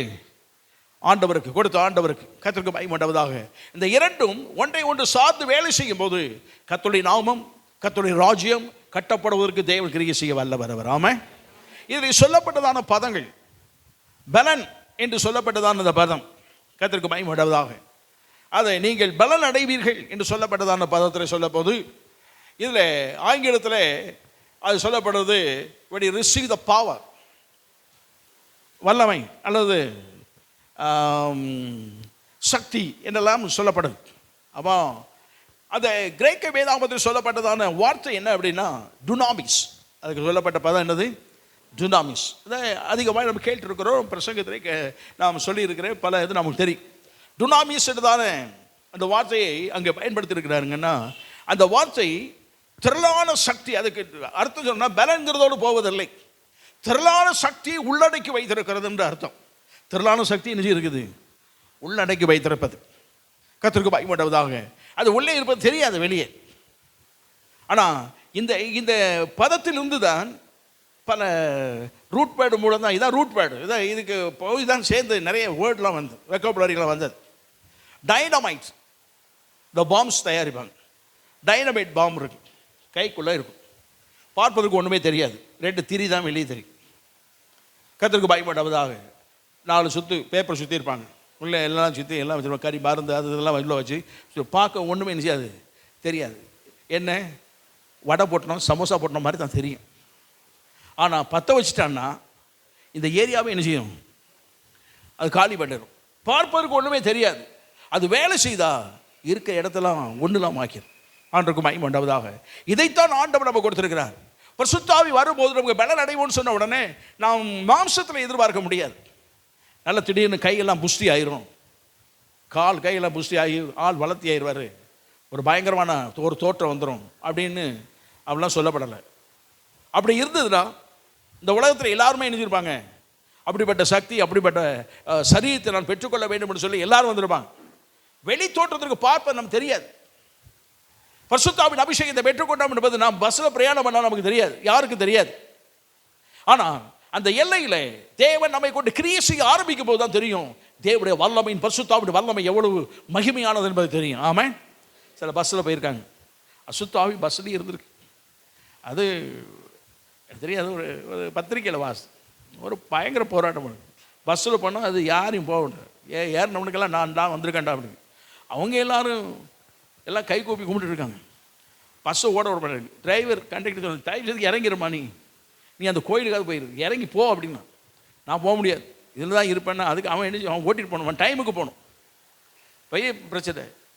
அங்கே ஜோப் பண்ணிட்டு ஒருத்தர் இருந்தார், பார்த்துட்டு இருந்தார். அவர் கேட்டார், போக வச்சிருமா அப்படின்னு. அவர் கண்டக்டர் டிரைவர் நினச்சுவாங்க, தயவு செய்து விரட்டிருங்கய்யா, மற்றவங்களை கொண்டு இருக்கும்போது விரட்டிருங்கய்யா. எழுந்துரு போய் இயேசு நாமத்தினாலே கடக்குன்னு விழுந்துருச்சு. அவ்வளோ நேரம் எங்கள் இப்படி தான் இருந்தார், சும்மா தான் இருந்தார். ஆனால் போன்னு சொன்னவொன்னு என்ன செய்யுது, அந்த பரிசுத்த ஆவியானவரை கொண்டு அவர் செயல்படும் போது அந்த வல்லமை என்ன செய்யுது, அது வெளிப்பட்டது. கர்த்தருக்கு மகிமை உண்டாவதாக. சரி, இது உலகத்தில் நடக்குதா இல்லையா நீங்கள் அப்படி யோசிக்க ஆரம்பிச்சிடுங்க, அப்படியே வச்சுக்கிடுங்க, பைபிளுக்கு வந்துடும். பவுலுடைய வாழ்க்கையில் எடுத்துக்கொள்வோம். எனக்கு ரொம்ப பிடிச்சது பவுலுடைய வாழ்க்கை தான். பவுலுடைய வாழ்க்கையை எடுத்துக்கொள்வோம். கர்த்தருக்கு மகிமை உண்டாவதாக. பவுலுடைய தோற்றம், அவருடைய தோற்றம் ஒன்றும் ரொம்ப வாட்டசாட்டமான பயங்கரமான ஆளுகள். யூதர்களே நல்ல வாட்டசாட்டமான ஆட்கள், நல்ல வளர்த்தியான ஆட்கள், அழகுள்ளவர்கள். ஆனால் பவுலை பொறுத்த மட்டும் அவன் ஷார்ட் ஆளு, அவன் 4 அடி தான். அவனை குறித்து சொல்லப்படும் போது எவ்வளோதான், 4 அடி உயரம், என் தோளுக்கு தான் இருப்பான். கர்த்தருக்கு மகிமை உண்டாவதாக. ஆள் குள்ளம், கர்த்தருக்கு மகிமை உண்டாவதாக. அவன் ஆள் குள்ளம். அவன் தேவனால் சந்திக்கப்பட்ட உடனே அனனியாவுக்கு ஆண்டவர் சொன்னார், போய் அவனுக்கு ஜெபம் பண்ணு அப்படின்னு. உடனே அவன் போய் ஜெபம் பண்ணான். கண் திறப்பதற்கு மட்டும் ஜெபம் பண்ணலை, நீ பரிசுத்த ஆவியினால் நிரப்பப்பட வேண்டும் என்பதற்கு தான் தேவன் நினைச்சிருக்கிறார், அனுப்பியிருக்கிறார். அவன் சொன்னான், பரிசுத்த ஆவி நிரப்பப்பட வேண்டும். கையை வச்சா அந்நிய பாஷை பேசினான், பரிசுத்த ஆவி நிரம்பினான். சரி, என்ன செய்யணும், இனி செய்ய வேண்டியதை கர்த்தர் உனக்கு சொல்லுவார், நீ போ அப்படின்னாரு. இவன் போய் தன்னை வெளிப்படுத்தி காண்பித்தான், ஒன்றும் முடியலை. 14 ஆண்டுகள் தேவ சமூகத்தில் அமர்ந்திருந்தான். தன்னை ஒப்பு கொடுத்து ஜெபம் பண்ணி ஒரு நாள் பர்னபாவை அழைத்து கொண்டு வரப்பட்டு அவன் ஊழியத்துக்கு போனான். என் பார்வைக்கு சாதாரணமான ஒரு மனிதன், 4 அடி உயரம் தான். பணபலம் உனக்கு இருந்தது, படிப்பு பலம் இருந்தது, பதவி உயர்வு இருந்தது, அதிகார பலம் இருந்தது, எல்லாமே இருந்தது. எல்லாம் விட்டுட்டான். ஆனால் இன்னைக்கு சாதாரண ஒரு மனிதனாக இருக்கிறான். ஆனால் அவனுக்குள் பரிசுத்த ஆவியானவர் ஊற்றப்பட்டிருக்கிறார். அது பொங்கி வழிகிற அனுபவத்தில் இருக்கிறார். அவன் ஊழியம் செய்யும் போது அங்கே முடவனான ஒரு மனுஷன் இருந்தான். முடவனான மனுஷனை பார்த்து, நீ எழுதுறப்பா, எழுது நடன்னு சொன்னான். அவன் எழுந்து நடந்த உடனே அந்த ஊர் ஜனங்களுக்கெல்லாம் பயங்கர ஆச்சரியம். என்னடா இது, பவுனும் பர்ணமா வந்து இவ்வளவு நாட்கள் நாங்கள் பார்த்தோம் ஐயா, நாங்கள் என்னென்ன வைத்திய முறைகள் செய்தோம், என்னென்ன தெய்வங்களை நம்பினோம், என்னென்ன காரியங்கள்லாம் செய்தோம், ஒன்றும் நடக்கலை. ஆனால் ஒரே வார்த்தையில் சோகமாயிட்ட. எப்படி? இவன் சோகமாக்கலை, இவனுக்குள்ளே இருந்த தேவ வல்லமை வெளிப்பட்டு அங்கே ஒரு அற்புதத்தை செய்தது. ஆமாம். அவனு என்ன நினைச்சானுங்க, இவங்க மேலேருந்து வந்த முக்கியமான ஆட்கள், ஜூபிட்டரும் வீனஸும் வந்திருக்காங்கன்னு சொல்லி அவன் எருமாடி தூக்கிட்டு வந்துட்டான். காலமாடு அதெல்லாம் கொண்டு வந்து மாலையை போட்டு பலி செலுத்த வந்துட்டான். உங்களை மாதிரி சாதாரண ஆட்கள் தான் சொல்கிறாங்க. உங்களை போல யார் தான் நாங்கள்? சாதாரணமான ஆட்கள். ஒன்று தான் வித்தியாசம், பரிசுத்த ஆவியானவரை நாங்கள் பெற்றிருக்கிறோம். ஆமாம். கர்த்தருக்கு பயமுண்டாவதா. இயேசு எங்களுக்குள் வாழ்கிறார். அந்த பரிசுத்த ஆவியானவரை பெற்றிருக்கிறபடினாலே இப்படிப்பட்ட அற்புதங்கள் நடக்குது. அவன் போயிட்டு இருக்கிறான், பிசாசு வீட்டுக்குள்ளே இருக்குது, அது கத்துது. இவர்கள் பரிசுத்தவான்கள், இவங்க அப்படிப்பட்டவங்க, இப்படிப்பட்டவங்க. இவன் வெளியே போயிட்டு இருக்கிறவன் வீட்டுக்குள்ளே இருக்கிற பேயை பார்த்துனா, ஏய் போ அப்படி நான் போயிட்டு. கர்த்தருக்கு பயப்படாததாக. இவனுடைய வாழ்க்கையில் பரிசுத்தாவின் வல்லமை இவன் செயல்படும் போது, அவன் சும்மா போகும்போது ஒன்றும் செய்யலை. ஆனால் செயல்பட ஆரம்பித்த உடனே அங்கே பூதகரமான வேலைகள் எல்லாம் செய்ய ஆரம்பித்தது. ஆமாம். கர்த்தருக்கு பயப்படாததாக. பார்ப்பக்கு ஒன்றுமே தெரியாது, ஆனால் வேலை செய்ய ஆரம்பித்தானா அதற்குள் இருக்கக்கூடிய திரளான சக்தி வெளிப்படும் போது தேவ ராஜ்யம் கட்டப்படும். ஆமாம். பரிசுத்த ஆவியானவரை நாம் பெற்றிருக்கிறோம். நமக்குள் தேவன் அப்படிப்பட்ட வல்லமையை கொடுத்திருக்கிறார். நாம் அதை பயன்படுத்தக்கூடிய காரணங்களுக்கு ஆண்டவர் சமூகத்தில் ஜெபிப்போம். காரணங்கள், நேரங்கள், நல்ல ஒரு சமயம் கிடைக்கும் போது நாம் பயன்படுத்தினால் தேவன் அதை கொண்டு அற்புதமானவைகளை நம்மை கொண்டு செய்ய வல்லவர். அவர் ஆமாம், அவர் செய்வார். ஆவிதான் பரிசுத்த ஆவியானவர் நமக்கு வேண்டும் சொல்லப்படுது. கர்த்தருக்கு பயப்படுவதாக பரிசுத்த ஆவியானவரை பெற்றுக்கொள்வோமாக. நம்முடைய சில ஆட்கள் வேலை சரியாகவே செய்ய மாட்டாங்க. செய்ய தெரியாத ஒரு வேலை அவனுக்கு செய்வதற்குரிய அறிவு மதீனனாக இருக்கிறான்னு சொன்னாலும் ஒன்று செய்யுங்க, அவனுக்கு வேலை சொல்லிக் கொடுக்கறத விட பரிசுத்த ஆவியினால் நிரம்ப பண்ண அவனுக்கு கற்றுக் கொடுத்துருங்க. பரிசுத்த ஆவியின் வழியை காட்டுங்க. அவன் ஆவியில் நிறையட்டும், பரிசுத்த ஆவியின் அபிஷேகத்தை பெறட்டும். அதுக்கப்புறம் வேலையை பாருங்க, சுத்தமாக இருக்கும். எவனும் செய்யக்கூட அளவிற்கு நேர்த்தியை செய்யக்கூடிய ஆவியை கர்த்தர் அவனுக்கு கொடுப்பார். அவர் ஆமென். வேதத்தில் சொல்லப்பட்டிருக்கிறது, ஆசரிப்பு கூடாரத்தை செய்ய வேண்டும் என்று சொல்லி மோசே இடத்தில் ஆண்டவர் சொன்னார். எப்பா, மலையில் காண்பிக்கப்பட்ட மாதிரியின்படி செய்யணும் அப்படின்னு சொல்ல எச்சரிக்கையாயிரு. மலையில் காண்பிக்கப்பட்ட மாதிரியின்படி செய்யப்பா, அட்ஜஸ்ட் பண்ணிட்டேன், சரி பரவாயில்ல, சொன்ன மாதிரி செய்யிட்டேன் அப்படின்னா. இவனுக்கு மலையில் அவர் காமிக்கிறார். சீனாய் மலையில் நிற்கிறான், ஒவ்வொன்றா காமிக்கிறார். ஆசரிப்பு கூடாரம் காமிக்கிறாரு, அதை காமிக்கிறார், இதை காமிக்கிறார், எல்லாமே காமிக்கிறார். சரி, கீழே இறங்கி வந்துட்டான். இறங்கி வந்தாலும் பிரச்சனை என்னது, இவனுக்கு வேற அதாவது விக்கிராரதை பண்ணிட்டான். மறுபடியும் 40 நாள் போய் ஜெபம் பண்ணிட்டு இருக்கிறான். திரும்பி வந்துட்டான். ஆசரிப்பு கூட அவன் செய்வதற்குள்ள 100 நாள் ஆச்சு. எல்லாரும் காணிக்கை கொண்டு வாங்கண்ணா, எல்லாரும் கொண்டு வந்தாங்க. எல்லாம் செய்து 100ஆவது நாள் அவன் வார்த்தை கேட்டு 100ஆவது நாள் வைக்கிறான். நேற்று சாப்பிட்டதை இன்றைக்கி நம்ம மறந்துடும். நேற்று சாப்பிட்டது இன்றைக்கி என்ன செய்யணும்? நேற்று சொல்லிக் கொடுத்த மேத்ஸே இன்றைக்கி என்ன செய்யுது? மறுபடியும் சொல்லிக் கொடுக்க வேண்டியது. நேற்று எதிலெல்லாம் கையெழுத்து போட்டோன்னு இன்றைக்கி நம்ம என்ன செய்கிறோம்? உண்மை தானே? நமக்கு மறதி அதிகம். ஆனால் அவனுக்கு காண்பிக்கிறார். சரி, அந்த ஆளை பார்த்து எப்படி இருக்காங்க, ஒரு டிசைன் சொல்லு, அல்ல அந்த வீடை போய் பார்த்துட்டு வந்து டிசைன் சொல்லு. வீடு ஏதோ சிகப்போ பச்சையோ அடிச்சிருந்த ஞாபகம் தெரில, ஏதோ ஒன்று, அவன் பெயிண்ட் ஏதாவது ஒன்று தான் இருக்கும். எது அடித்தது சொல்லணும், கரெக்டாக சொல்ல தெரியணும். இந்த டேனிங்கா, இந்த பக்கம் ஆர்ச்சி இருக்கும், ஆர்ச்சி பக்கம் திரும்பிட்டீங்களா, திரும்பிட்டு போனீங்கன்னா 7வது பிளாட்டு சர்ச்சு உங்களுக்கு கொஞ்சம் தெரியலையா, இந்த பக்கம் பாருங்கள், இந்த மாதிரி இருக்கும், இந்த மாதிரி இருக்கும். மேலே பார்த்தீங்கன்னா ஒரு சிலுவை இருக்கும், இப்படி இருக்கும், அதில் கண்ணாடி டோர் போட்டிருக்கும். அப்படி க்ளீனாக சொல்லி கொடுக்க என்ன செய்யணும்? சில வழி காட்டுவாங்க, இருக்கிறத விட்டுட்டு வேறு ஒன்று வழி காட்டிடுவாங்க. அவன் போய் வேறு எங்கேயாவது இப்போ இந்த கூகுள் மேப்பை திடீர்னு கொண்டு குளத்துக்குள்ளே கொண்டு தள்ளிடும். அந்த மாதிரி என்ன செய்யணும்? தள்ளி விட்டுரும். இவனுக்கு ஆண்டவர் காமிக்கிறாருப்பா, காமிக்கிறான். எனக்கு ரொம்ப ஆச்சரியம் அதுதான். காமிச்ச உடனே இவன் வந்து சொல்கிறான், இதை செய்யணும். அவன்டா இதை செய்யணும் ஆண்டவரே, ஒன்று யார் தான் செய்யணும்? நான் தான் செய்யணும். இந்த வேலையெல்லாம் நான் செய்யணும், வேறு வழி இல்லை அப்படிங்கும்போது, நீயாப்பா நீ அவ்வளோ வர்ற, நீ பார்த்தே இல்லை சொல்லு. நான் ஒருத்தனை நினைச்சிருக்கிறேன், என் ஆவியினால் நிரப்பியிருக்கேன். வாசிங்களேன் இந்த வசனத்தை, யாத்திராகமத்தின் புத்தகம் 31 அதிகாரம் 2ஆம் வசனம் முதல் வாசிங்களேன். நான் யூதாவின் கோத்திரத்திலே ஊருடைய மகனான ஊரியின் குமாரன் பெஸ்லெயேலை பேர் சொல்லி அழைத்து, ஆண்டவர் சொல்றாரு, பெஸ்லெயேலை நான் பேர் சொல்லி அழைத்திருக்கிறேன். வினோதமான வேலைகளை, நல்லா பாருங்க, வினோதமான வேலை செய்வதற்கும் அவன் யோசித்து செய்வதற்கும் பொன்னிலும் வெள்ளியிலும் வெண்கலத்திலும் வேலை செய்வதற்கு ரத்தினங்களை முத்திரை வெட்டாக வெட்டி பதிக்கிறதற்கும். சரி, 5ஆம் வசனத்துக்கு வந்துருங்க. மற்றும் சகலவித வேலைகளையும் செய்வதற்கு யூகித்து செய்கிறதற்கும் வேண்டிய ஞானமும் புத்தியும் அறிவும் அவனுக்கு உண்டாக அவனை தேவ ஆவியினால் நிரப்பினேன். தேவ ஆவியினால் அவனை என்ன செய்திருக்கிறேன்? ஸ்பெஷல் ஹோலி ஸ்பிரிட் அவனுக்கு கொடுத்திருக்கார். அவன் வேலை எல்லாரையும் போல அவன் கானானை விட்டு புறப்பட்டு வந்தவன் தான், யூதா கோத்திரத்திலிருந்து. கர்த்தருக்கு பயன் வேண்டாவதா? பெஸ்லெயேல் வேறு யாரும் இல்லை, கர்த்தருக்கு பயன் வேண்டாவதா? பெஸ்லெயேல் நம்ம நினைக்கிறோம், பெஸ்லெயேல் யாரு அப்படின்னு. அவன் ஊரின் குமாரன். ஊர் யாரு? ஆரோனுடைய மச்சான். ஆரோனுடைய, நம்ம பாஷையில் சொன்னால் ஆரோனுடைய, ஆரோனு ஊர் தானே மோசே பிடிச்சாங்க. வேதத்தில் வாசிக்கிறோமா? ஆரோனு ஊரும் மச்சான்னு வச்சுக்கிடுங்களேன். பெண்ணு கொடுத்துருக்கான். ஆரோனுக்கு பெண்ணு கொடுத்த ஆள் யார்? யூதா கோத்திரத்திலிருந்து பெண்ணு கொடுத்துருக்காங்க. கர்த்தருக்கு மகிமை உண்டாவதா? ஆசாரியன் அவங்க எல்லா தேசத்துலையும் இருப்பாங்க. லேவியர்கள் எல்லா கோத்திரத்திலும் இருப்பாங்க. லேவியன் தான் முக்கியமே தவிர கட்டுற மனைவி அந்த கோத்திரத்தில் உள்ளவங்க தான் இருக்கும். இவனுக்கு யூதா கோத்திரத்திலிருந்து பெண் கொடுத்துருக்காங்க. அப்போ அந்த இதை பாருங்கள், பெஸ்லெயேலுக்கு ஆண்டவர் விசேஷித்த அபிஷேகத்தை கொடுத்துருக்கார். அந்த வேலை செய்வதற்கு எவருக்குமே கிடையாது. இந்த வேலை செய்வதற்கு அவனுக்கு தான் ஆண்டவர் கொடுத்தார். நம்முடைய பிள்ளைகள் படிக்கலையா? நம்ம பிள்ளைகளுக்கு நல்ல புரியவில்லையா? நல்ல பரிசுத்தாவின் அபிஷேகத்தை பெற நல்ல சொல்லிக் கொடுங்க. பரிசுத்தாவின் அபிஷேகம் பெறட்டும்.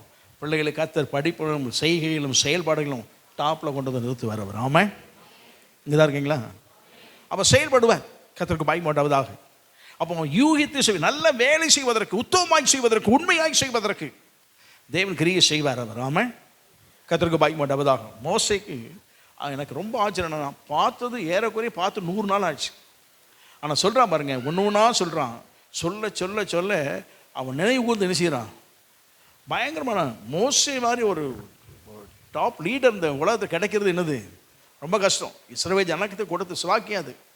கர்த்தருக்கு பயன் உண்டாவதாக. அதான் இன்னைக்கும் யூதர்கள் மத்தியில் மோசேன்னு சொன்னால் ஒரு தனி என்ன செய்யும் இடமே வச்சுருக்கிறாங்க. மோசேக்கு இணைய யாரையும் வைக்கல. கர்த்தருக்கு பயன் உண்டாவதாக. மோசே அவ்வளோ கிருபை பெற்ற ஒரு நபர். தேவனோட முகமாய் பேசினா எல்லாம் இருக்கு. ஆண்டவர்கிட்ட ஒரு நாள் கேட்டான், ஆண்டவரே உங்களுடைய முகத்தை நான் என்ன செய்யணும்? பார்க்கணும். ஏன் ஆண்டவர் பார்க்கல? ஆண்டவர் சொன்னார், என்னை பார்த்தவன் என்ன செய்வான்? செத்து போயிடுவான். ஆனாலும் உனக்கு என் கண்களில் என்ன கிடச்சிருக்கு? கிருபை கிடச்சினா முகத்தை காமிக்க வேண்டியது தானே? காமிச்சிக்கலாம் இல்லையா? ஏன் கண்ணோட்டம்? என்னுடைய கண்ணோட்டம் எதுக்கு காண்பிக்கலைன்னா, மோசையை பற்றி அவருக்கு நல்லா தெரியும். ஏன்னா பார்த்ததை எத்தனை நாள் ஆனாலும் என்ன செய்வான்? அப்படியே என்ன செய்வான்? கொண்டு வந்து காமிச்சிருவான். ஒருவேளை இவன் பார்த்து வந்தவன் வீட்டில் உட்காந்து சும்மா இருக்கும்போது தேவனை தரிசிக்கிட்டே இருந்தவன் ஒரு படம் வரைஞ்சிட்டான்னு வச்சுக்கிடுங்க, யாரை மாதிரி இருக்கும்?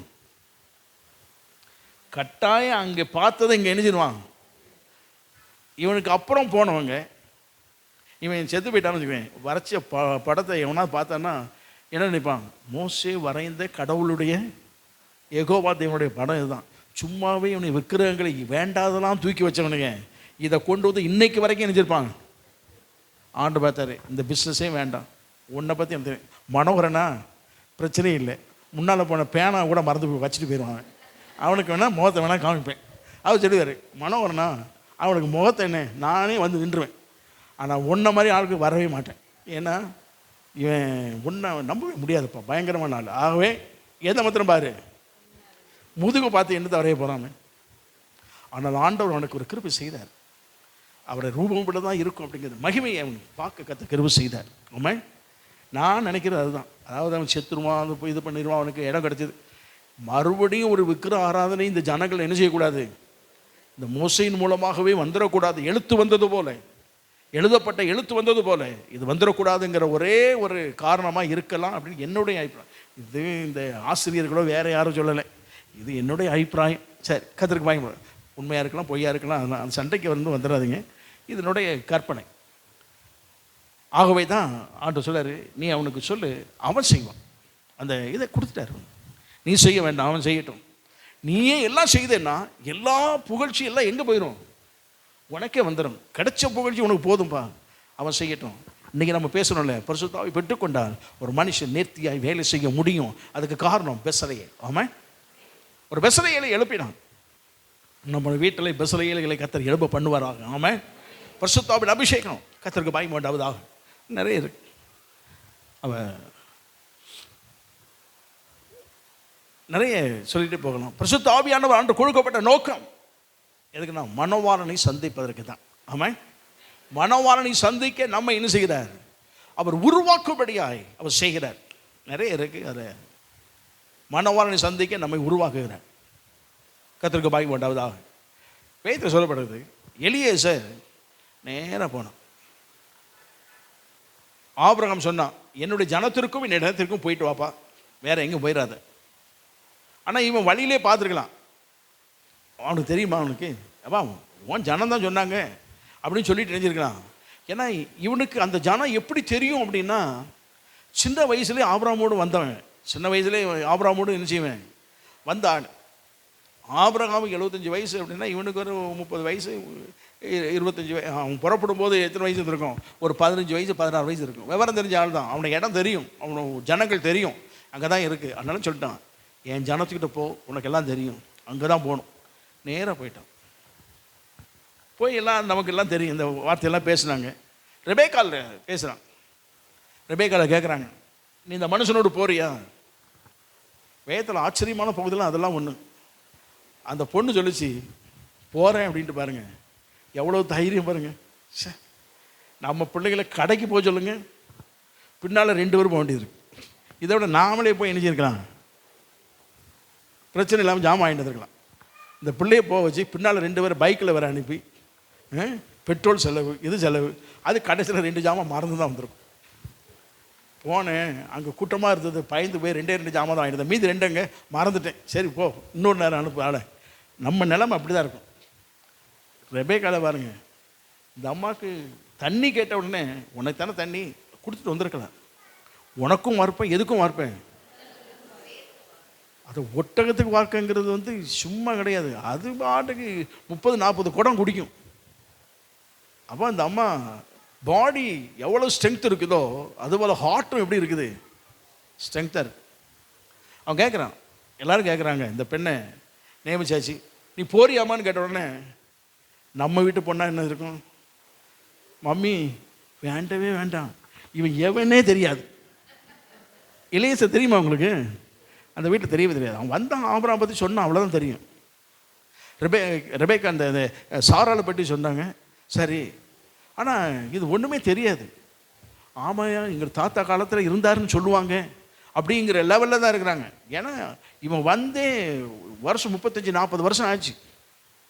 அவன் சொல்கிறாங்க, ஆமாப்பா முன்னாட்களில் இருந்தாங்க, ஆபிரகாம் ஒருத்தர் போனாருன்னு சொன்னாங்க அப்படின்னு சொல்லி, அவன் எங்கே இருக்காரு, உயிரோடு இருக்காரா அப்படிலாம் கேள்வி கேட்டு கடைசி நீ யார் அவன் சொல்லியிருப்பான். இப்படிலாம் கேள்வி கேட்டு கடைசிருப்பான். இந்த பெண்ணோட இவனோட போறியா? நம்ம பெண்கள் கட்டாயம் போகவே மாட்டாங்க, எழுதியே தந்துடுறேன், போகவே மாட்டாங்க. அவங்க போக மாட்டேன்னு சொன்னாலும் பெற்றோர் நீங்கள் அனுப்பிடுவீங்களான்னு கேட்குறேன். பொண்ணு பார்க்கணும், இதெல்லாம் அனுப்பியாச்சு.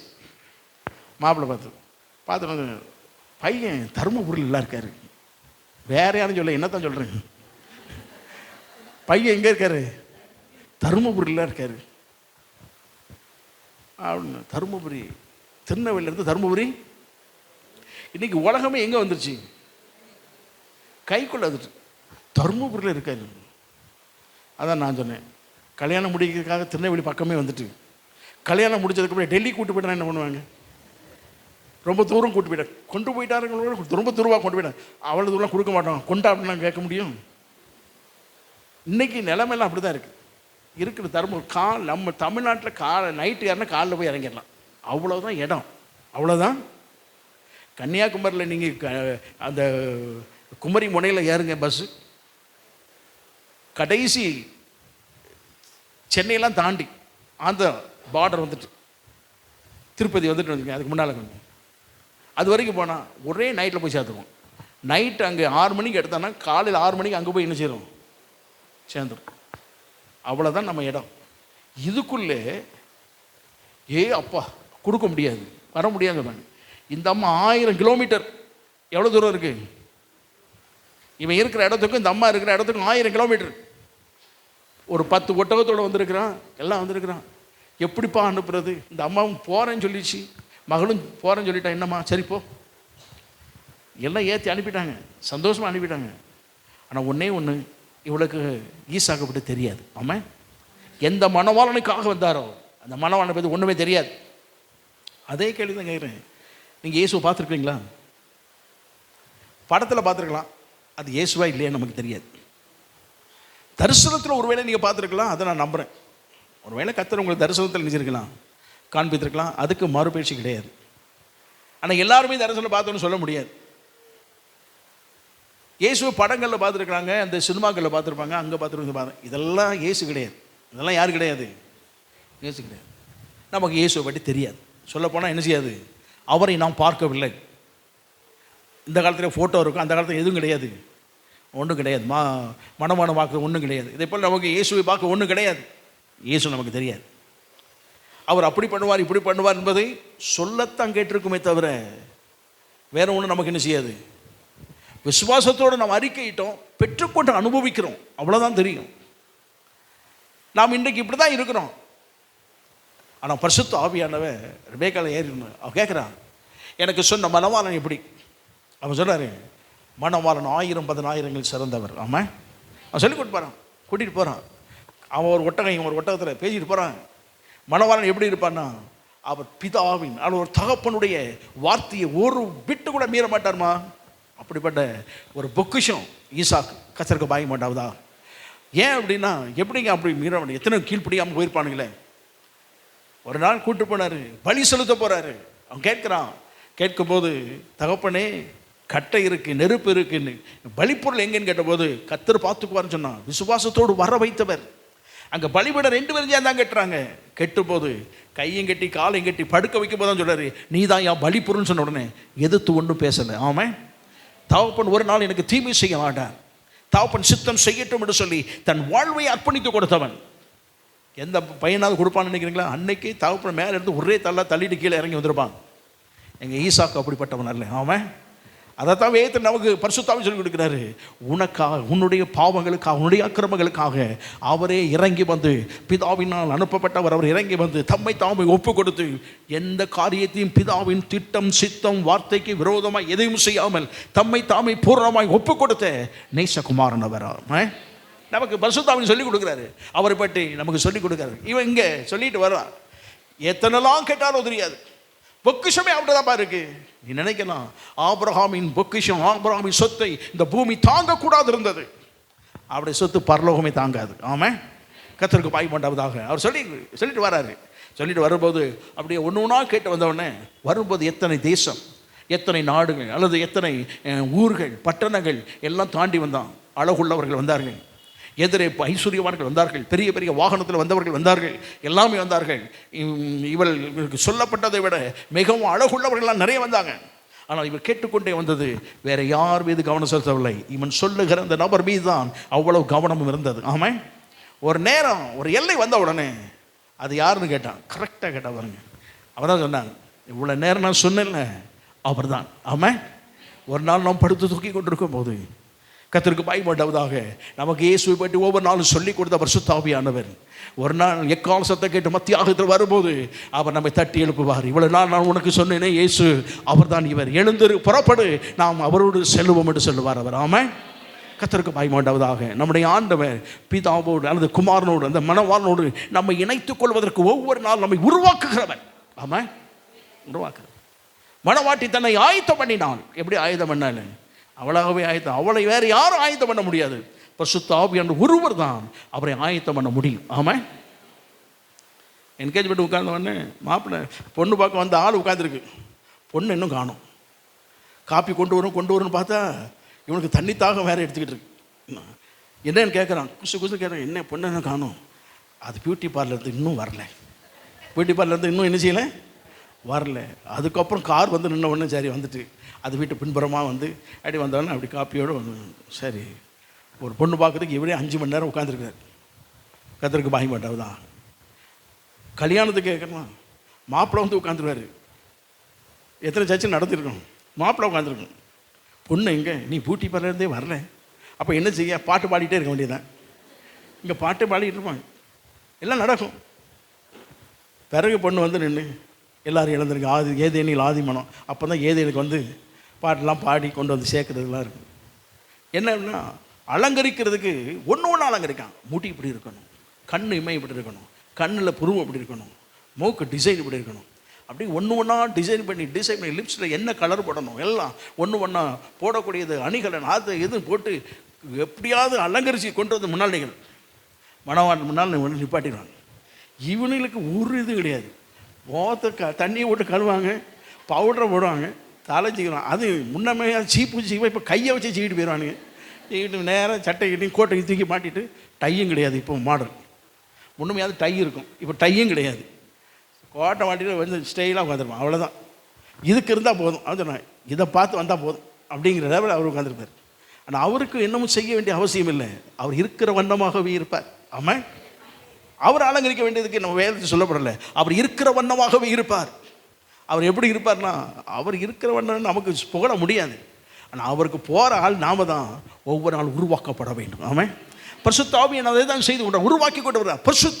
பரிசுத்தம் உருவாக்குதல், முதல்ல சுத்திகரிப்பு, அது அணிகலன்கள் எல்லாம் ஒன்று கொடுத்து அவரோடு கூட உட்கார வைக்கிறார். பரிசுத்த ஆவியானவர் வேலை அதுதான். இதுக்கு தான் உணவு பாடுபடுற பரிசுத்த ஆவி கொடுத்தது. நம்மளை மனுஷனை உருவாக்கும் போது இந்த திரியேக தேவன் பாடுபட்டது மாதிரி நம்மளை அவரோடு கூட சேர்க்கறதுக்கும் பாடுபட்டு தான் இருக்கார். ஆமாம். கர்த்தருக்கு பாக்கியம் உண்டாவதாக. பரிசுத்த ஆவியானவர். ஆகவே தான் அவரை மாதிரி பொறுமைசாலி உலகத்தில் யாருமே இல்லை. ஆமாம். திடீர்னு தப்பு பண்ணிடுறோம், திடீர்னு எதிராக பேசிடுறோம், எதிராக வந்துடுறோம், துக்கப்படுத்திடுறோம், அவரை விசனப்படுத்துகிறோம், அவரை அலட்சியம் பண்ணிடுறோம். ஆனாலும் அவர் நம்மை விட்டு விலகவில்லை. ஆமாம். கர்த்தருக்கு மகிமை உண்டாவது. அதுக்காக கர்த்தருக்கு ஸ்தோத்திரம். அவர் நம்மை உருவாக்கி கொண்டே வருகிறார். நம்ம ஒப்பு கொடுத்தோன்னா பரிசுத்த ஆவியானவர் இன்னும் நம்மை நடத்துவார் அவர். ஆமாம். அசுத்த ஆவிக்கும் பரிசுத்த ஆவிக்கு டிஃப்ரெண்ட்டாக மாத்திரம் சொல்லி முடிச்சிடுறேன். அசுத்த ஆவி வரும்போது சத்தம் போடாமல் வரும் உள்ள. ஒருத்தனுக்குள்ளே அசுத்த ஆவி பிடிச்சிட்டுனா எப்படி வரும்னா, சத்தம் போடாமல் உள்ளே வந்து உட்காந்துடும். பிறகு கிரியை செய்யும் போது ஆர்ப்பாட்டம் பண்ணும், பயங்கர ஆர்ப்பாட்டம் பண்ணும். விரட்ட போங்க, இருக்கிற சேரெல்லாம் உடைச்சி தள்ளி ஆர்ப்பாட்டம் பண்ணி முருங்கை மரத்தை உடைக்கவா, வேப்ப மரத்தை உடைக்கவான்ட்டு போயிட்டுருக்கும். ஆவியானவர் அப்படி இல்லை. வரும்போது அவனுக்குள் ஒரு மகிழ்ச்சி, ஒரு அசைவு ஒன்று பண்ணி வருவார். போகும்போது சொல்லாமல் இல்லாமல் போயிடுவார், வெளியே தெரியாமல் போயிடுவார். ஏற்ற இருக்குது. பரிசுத்த ஆவியானவர் வந்து சிம்சன் வந்து இறங்கின போது அசாதமான கிரியை செய்வதற்கு தேவ பலன் நம்மளை ஆளுகை செய்தது. செய்ய வேண்டதை நான் பயங்கரமாக செய்து முடித்தான். அவர் போனார், அவனுக்கே தெரியலை. தன்னை விட்டு தேவன் ஆவியானவர் விலகினதை அவன் என்ன செய்யணும் அறியாதிருந்தான். விலகும் போது அமைதலாக போயிடுவார். சவுலுக்கு இருந்தது, பரிசுத்த ஆவியானவர் வந்தது, அவனும் ஆவியால் நிரப்பப்பட்டான். கீலேயாத்தின் குடி மக்கள் எல்லாம் காப்பாற்றினான், எல்லாம் பண்ணான், பெரிய யுத்தம்லாம் பண்ணான். ஆனால் அவனை விட்டு தேவன் விலகி விட்டார். எப்போ விலகினான்னு தெரியாது, வேறு ஆவி உள்ள வந்துருச்சு. அவர் விலகும் போது அமைதலாய் விலகிடுவார், வரும்போது நமக்கு மகிழ்ச்சியை தருவார். அசுத்த ஆவி வரும்போது அமைதலாக வரும், போகும்போது ஆர்ப்பாட்டம் பண்ணோம். இதில் தான் தெரிஞ்சுக்கலாம் இது அசுத்த ஆவியா பரிசுத்த ஆவியான்னு தெரிஞ்சுக்கலாம். ஆமாம். கர்த்தருக்கு பயம் வேண்டாம். தேவன் நமக்கு பரிசுத்த ஆவியை கொடுத்திருக்கிறார். அவரை நாம் துக்கப்படுத்தாது இருப்போமாக. ஆமாம். அவரை அலட்சியம் பண்ணாது இருப்போமாக. அவரை நம்முடைய வாழ்க்கையில் அணைத்துக்கொள்ளும். ஆண்டவரே நீர் எங்களுக்கு வேண்டும். காலை இழந்த உடனே பரிசுத்த ஆவியானவரை நீர் நடத்தும். வேதத்தை சொல்லப்படுது. ஆவியான இதுதான் செய்வாரா? நிறைய இருக்குது. எப்படி பேசணும் அப்படின்னு சொல்லி கொடுக்குறாரு. கர்த்தருக்கு பயப்பட்டதாக அவர் பரிசுத்த பாதை நடத்துவார். ஊழியத்தை செய்வதற்கு பகிர்ந்து கொடுக்குறார். ஊழியத்தை எப்படி செய்யணும் எல்லாம் உட்காந்து ஜெபம் பண்ணுறாங்க. அப்போஸ்தலர் அப்படி 13ஆம் அதிகாரத்தில் வாசிக்கிறோம். அப்போ ஆண்டு சொன்னார், பவுலையும் சீலாவையும் நான் அழைத்த ஊழியத்திற்கு என்ன செய்யுங்க, பிரிச்சிருங்க என்று திருவிழா பற்றினார். பிரிச்சிருங்க, நான் உனக்கு தனியாக ஊழியத்தை கொடுக்குறேன், பிரிச்சிருங்கன்னாரு. அவங்க சொல்லிட்டாங்க, எப்பா பரிசுத்த ஆவின்னு சொல்கிறாரு, நீ பிரிஞ்சிருந்தா. போனவங்க ஒரு இடத்துல ஜெபம் பண்ணும்போது ஆவியானவரை நடத்த ஆரம்பித்தார் அவர். ஆமாம், ஆவியினால் நடத்தப்படும் அனுபவங்களை கர்த்தர் வைத்திருக்கிறார் அவர். ஆமாம், ஆவியினால் நடத்தப்படும் அனுபவம் தனி அனுபவமே இருக்குது. இதே போல் ஒவ்வொன்றும் ஒவ்வொரு அனுபவங்களை கர்த்தர் வைத்திருக்காரு. பரிசுத்த ஆவியானவர் ஒரு பெரிய உலகமாக ஒரு பாடம் அது. ஆமாம், அப்படி வாழ்க்கையில் கொஞ்சம் தான் தெரிஞ்சிருக்கோம். பரிசுத்த ஆவியானவர் நமக்கு வேணும். பரிசுத்த ஆவியின் அபிஷேகத்தை இதனால் வரை பெற்றுக்கொள்ளவில்லை என்று சொன்னார். நீங்கள் ஒன்று இன்றைக்கி பெற்றுக்கொள்ளணும், இல்லை இன்றைக்கி சாயங்காலத்துக்குள்ளே ஆண்டு சமுத்திரம் உட்காந்து பெற்றுக்கொள்ளுங்க, இல்லை இந்த வாரத்துக்குள்ளே பெற்றுக்கொள்ளுங்க. கட்டாயம் பரிசுத்த ஆவியின் அபிஷேகத்தை அந்நிய பாஷை அடையாளத்தில் பெற்றுக்கொள்ள வேண்டும். எழுந்து ஜெபம் பண்ணுவோம். ஒரு வேளை பரிசுத்த ஆவியானவர் நம்மில் இறங்கினான், நான் விட்டு கொடுப்போமாக. இதை பெற்றுக்கொள்வதற்கு ரொம்ப கஷ்டம்லாம் இல்லை. பரிசுத்த ஆவி பெற்றுக்கொள்வதற்கு செலவு பண்ணணும், அது கஷ்டம். அது அப்படி கத்தணும் ஆடணும் பாடணும் எல்லாம் ஒன்றும் இல்லை. நீங்கள் ஜெபம் பண்ணுங்க. தாகம் உள்ளவன் மேல் தண்ணீரை ஊற்றுவார். உங்களுக்கு தாகம் இருந்தனா பரிசுத்த ஆவியில் ஊற்றப்படுவார் அவர். ஆமாம், என் வாழ்க்கையில் அபிஷேகம் பெற்றதை சொல்லிடுறேன். நீங்கள் நான் எழுதிருக்கும்படி கேட்குறேன். எல்லாம் பரிசுத்த ஆவியானவர் எனக்கு ஊற்றப்பட்டதை நான் சொல்கிறேன். சிம்பிளாக சொல்லி முடிச்சிடுறேன். உங்களுக்கு அபிஷேகம் பெறுவதற்கு ஒரு வலை இருக்கும். நான் சர்ச்சுக்கு போன ஆள் இல்லை, சண்டே ஸ்கூல் போயிருக்கிறேன். ஆனால் கர்த்தரை ஆராதிப்பதற்கு இப்படி சர்ச்சுக்கெல்லாம் போனதில்லை. எங்கள் அம்மா போவாங்க, அல்லது என் சிஸ்டர் போவாங்க. என்னைக்கா ஒரு நான் போனதில்லை. ஆனால் ஒரு நாள் ஒரு காத்திருப்பு கூட்டம் நடக்குதுன்னு சொல்லி அனுப்பப்பட்டவங்க போய் வீட்டில் உள்ளவங்க எல்லாம் அபிஷேகம் பெற்று வந்தாங்க. நான் துணைக்கு போன ஆள். அவங்கள கூட்டிகிட்டு வருவதற்காக, இரவு கூட்டிகிட்டு வர வேண்டும் என்பதற்காக நான் போன ஆள். முன்னாட்கள் அப்படி தான் வாலிபுள்ள அனுப்பிட்டால் பையங்களை அனுப்பி விடுவாங்க. இது மாதிரி நான் போய் எங்கள் சகோதரி கூட்டு வரேன், எங்கள் அக்காவை கூட்டு வர்றதுக்காக போனவேன். அங்கே எல்லாம் ஜெபம் பண்ணிட்டு இருந்தாங்க. நான் கொஞ்சம் முந்தி போயிட்டேன், என்னமோ தெரியல, அன்றைக்கி முந்தி போயிட்டேன். உள்ளே போனால் எல்லாம் ஆவி நடந்து ஜெபம் பண்ணிட்டு இருக்கேன். அந்நிய பாஷை பேசி ஜெப கூட்டம் நடந்துகிட்டு இருக்கு. எனக்கு அதெல்லாம் ஒன்றும் தெரியாது. நான் அபிஷேகம் பெற்றவன் இல்லை, ரட்சிக்கப்பட்டவனும் இல்லை.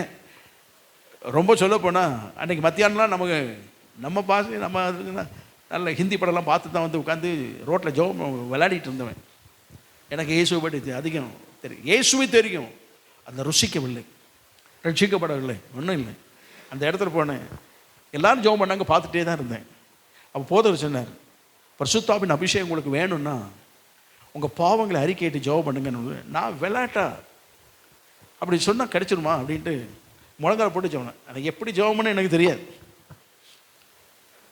ஜெபம் பண்ணேன், பாவங்களை அறிக்கைன்னு சொன்னால் ரொம்ப கேஷுவலாக சொன்னேன். ஆண்டவரே, இன்றைக்கி சினிமாலாம் போயிட்டு வந்தேன், எனக்கு தெரிஞ்ச பாவங்கள்லாம் இப்படி சொல்ல போனால் அப்படி தான் இருக்கும். அடிப்பிடிச்சு அண்டைகள் போட்டிருப்பேன், இது பண்ணியிருப்பேன். நான் சினிமாலாம் போயிட்டு வந்திருக்கேன் ஆண்டவரே, ரொம்ப கேஷுவலாக சொன்னேன். பாவங்களாம் அறிக்கையிடுங்க, ஜெபம் பண்ணுங்க. கர்த்தர் அந்த பரிசுத்த பாத்திரத்தை தான் ஊற்றுவார். அறிக்கையிட்டு மனமும் வந்து ஜெபம் பண்ணுங்க. நான் கேஷுவலாக ஜெபம் பண்ணேன். ஜெபம் பண்ணி கொஞ்சம் நேரத்தில் அபிஷேகம் எடுத்தேன், அந்நிய பாஷை பேச ஆரம்பித்தேன். எங்கள் பாஸ்டர் என்ன நினச்சாரு, அன்றைக்கி தான் பாஸ்டரை நான் பார்க்குறேன். அவர் என்ன நினச்சாரு, புதுசாக ஒரு பையன் வந்திருக்கிறான், அந்த பையன் ஏற்கனவே அபிஷேகம் பெற்றவன் போல் அப்படின்னு சொல்லிட்டு அவரும் தள்ள கை வச்சு அப்படின்ட்டு அப்படி ஒருத்தரையாக கை வச்சுட்டு போயிட்டார். பிறகு இன்றைக்கி அபிஷேகம் பெற்றவனா எழுந்துருங்கன்னு சொன்னால் நானும் எழுந்திருக்கேன். எங்கள் வீட்டில் ஏற்கனவே பிரச்சனை. அப்போ என்னை வந்து எங்கள் அக்கா அங்கேருந்து உட்கார் எழுந்திருக்காத உட்காரு அப்படிங்கிற. ஏன்னா வீட்டில் அவங்க அந்நிய பாஷை பேசும்போது அவங்க கூட சேர்த்துட்டு சும்மா அந்நிய பாஷை பேசிக்கிட்டு இருந்தேன். அவங்க பேசுகிற மாதிரியே நானும் பேசிக்கிட்டு இருந்தேன். அதனால் கிண்டல் பண்ணுறேன், அங்கே இங்கேயும் வந்து கிண்டல் பண்ண வந்துட்டான் அப்படின்னு சொல்லி என்ன சொன்னாங்க, ஏய் உட்காரு அப்படின்னாங்க. பாஸ்டர் கேட்டார், என்னப்பா நீ எங்கேருந்து வந்திருக்கேன்னு சொன்னேன். இந்த பக்கத்தில் தான் இருக்கிறேன், எங்கள் அக்காவுக்கு எல்லாத்தையும் கூப்பிட வந்தேன் அப்படின்னு. அது யாருன்னு பார்த்தாங்க. அவளுக்கு வெக்கம், இந்த பையன் ஏமாத்தினான், பொய் சொல்கிறான் அப்படின்ட்டு அவங்க பாட்டு இருந்துட்டாங்க. சரி என் தம்பி தான், சரி இன்றைக்கி தான் வந்திருக்கேன். ஆமாம் இன்றைக்கி தான் வந்திருக்கிறேன். எப்படி அபிஷேகம் பெற்றார் கேட்டேன், கொடுத்தார். எனக்கு எப்படின்னு தெரியாது. எனக்கு அபிஷேகம் பண்ண நீங்கள் சொன்னீங்க, பாவத்தை அறிக்கையிட்டு ஜெபம் பண்ணன்னு சொன்னால் தருவான்னு சொன்னீங்க. ஜெபம் பண்ணேன், ஆண்டவர் தந்துட்டார். அசையில் ஆடலை, கீழே விழலை, அதெல்லாம் போகலை. நல்ல கண்ணை மூடி ஜெபம் பண்ணேன், அவர் தந்தார். அப்போ ஜென்டில் ஸ்பிரிட். ஆமாம், அப்போ சாந்த மனத்தாழ்மை உள்ளவன் இயேசு சொன்னது போல அவரும் சாந்த மனத்தாழ்மை உள்ள தெய்வன். நம்முடைய மீது அவர் ஒரு அசைவு ஏற்பட்டு கீழே விழுந்து எழுந்தால் தான் அவர் அபிஷேகம். இல்லைன்னு அபிஷேகம் இல்லை. நாம் ஜெபித்து கொண்டிருக்கும் போதே நம்ம மீது ஊற்றப்படும் போது எப்படி பரிசுத்த தைலம் ஊற்றப்படும் போது மனரம்மியமாய் நம்முடைய இருதயம் அதை ஏற்றுக்கொள்ளுமோ, அதே போல் பரிசுத்த ஆவியார் நம்ம மீது ஊற்றப்படும் போது மனரம்மியமாக ஏற்றுக்கொள்ள அந்நிய பாஷை தானாக வாயில் வரும். ஆமாம், நம்ம எல்லாம் ஜெபம். ஆனால் ஒன்று, வாய் நல்லா திறந்து சத்தமாக கேட்கணும். ஆமாம், கர்த்தரை நல்லா துதிக்கணும், கர்த்தரை நல்லா போற்றி மகிமைப்படுத்தி பாடணும் அல்லது ஸ்தோத்திரம் பண்ணணும். கர்த்தர் நாவைத்தான் தொடுவார். இதுக்கு பேர் அந்நிய பாஷை என்பது பேசினா தான் வரும். நான் பேசினா தான் அந்த பேச்சு உங்களுக்கு புரியும்.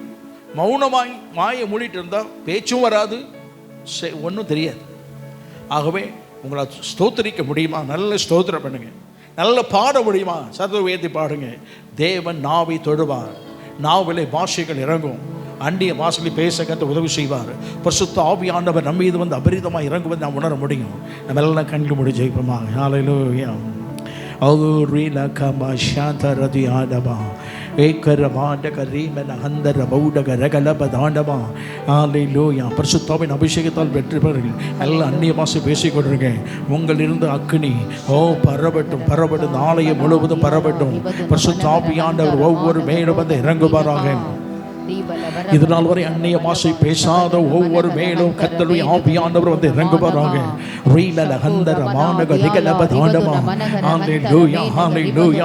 தேவனுடைய வல்லமை நாவிலே தொடுபடி கர்த்தருடைய ஆவியானவர் தொடுவாராக. எப்போது பாஷைகளை பேச நாவுகள் திறக்கப்படுவதாக. அந்நிய பாஷைகள் பேசுவது நாவு வார்த்தைகளை உச்சரிப்பதாக. இயேசுவின் நாமத்தினாலே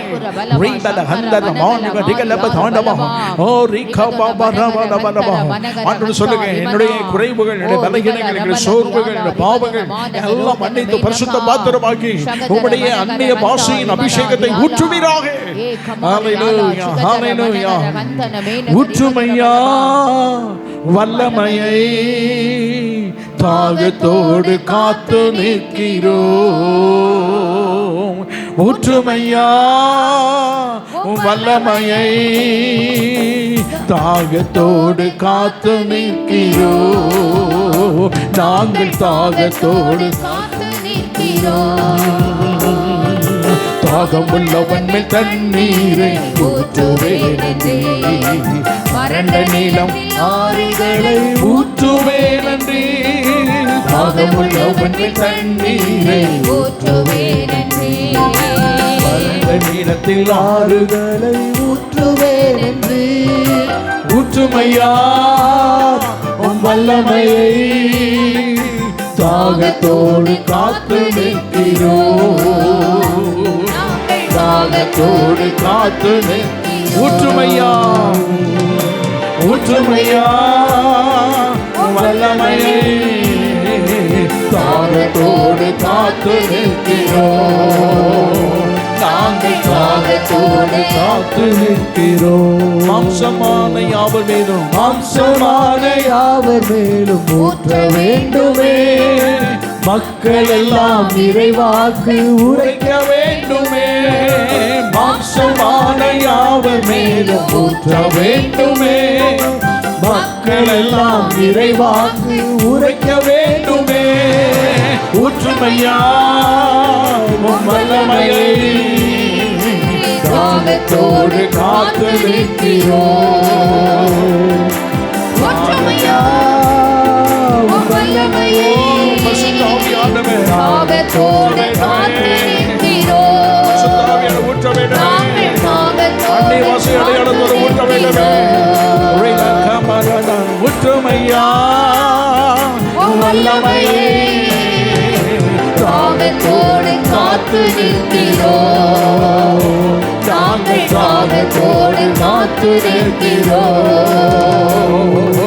மேலும் இவைகள் மேலும் ஊற்ற வேண்டுமே. கனவுகள் காட்சிகள் காண வேண்டுமே. புதியோர் மேலும் இளைஞர் மேலும் ஊற்ற வேண்டுமே. கனவுகள் காட்சிகள் காண வேண்டுமே. ஊற்றுமையா வல்லமையை காத்து நிற்கிறோம். நாங்கள் தாகத்தோடு காத்து நிற்கிறோம். ஊற்றுமையா ஊற்றுமையா உம் வல்லமையை தாகத்தோடு காத்து நிற்கிறோம். நாங்கள் தாகத்தோடு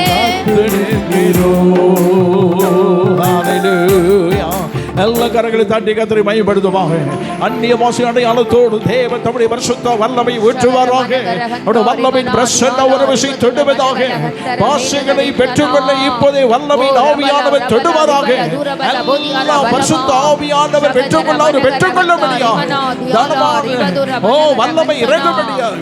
ஓ ரகதன மனகல ஹந்தார் இவன தூர மானக ரோதன நாவுகளை கத்த தொடுவாராக. இயேசுவின் நாமத்தினாலே அந்நிய பாஷையோடு நாவுகளை தொடுவாராக. வீண மரந்தர மானக ஓ ரீகர மந்தர ஹௌடப ரீபன ஹந்தர மானக ரிகலப தாடப ஓ ரகமரபரப ஷாமன ஹந்தர தியானா மனகர ஹந்தர மேனக ரிபதுன ஹalleluya ஹalleluya ரிபன ஹந்தர தானக ரிகலப தாடப பரிசுத்த ஆவியானவர் தொட வேண்டும்.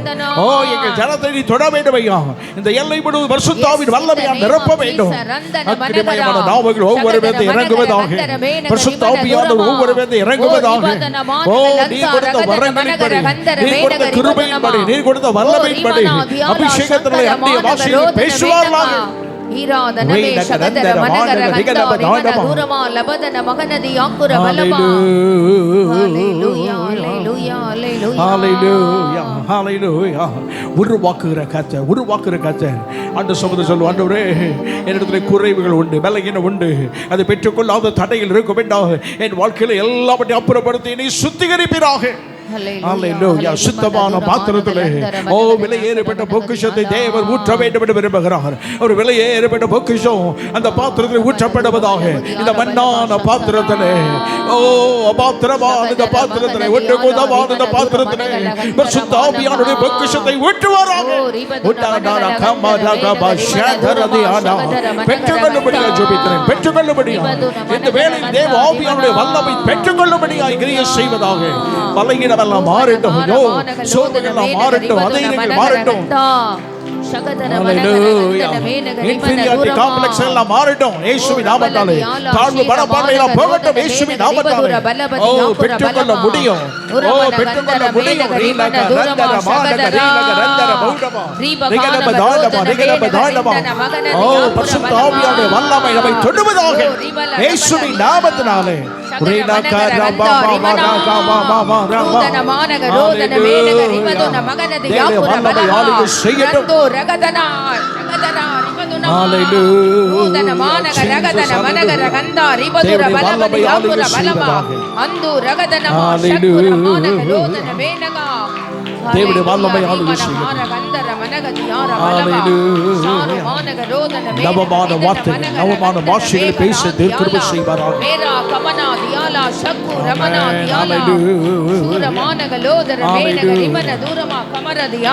ஹalleluya ஹalleluya.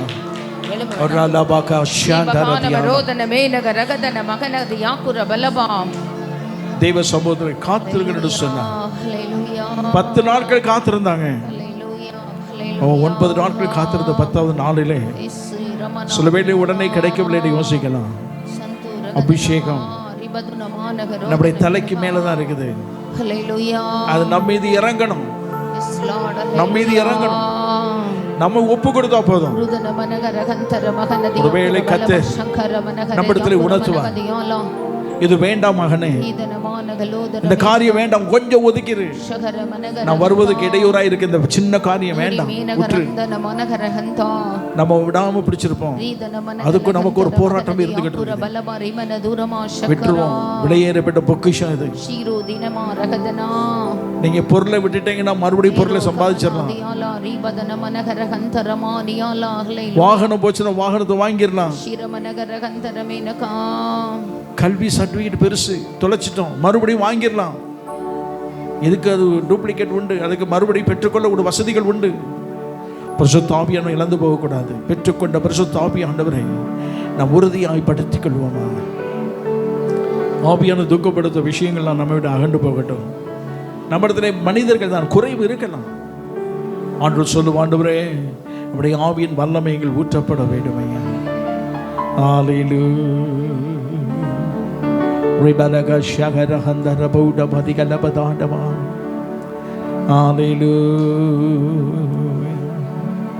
நினைவெல்லாம் உமதாகணும், என் பேச்செல்லாம் உமதாகணும், என் நினைவெல்லாம் உமதாகணும்,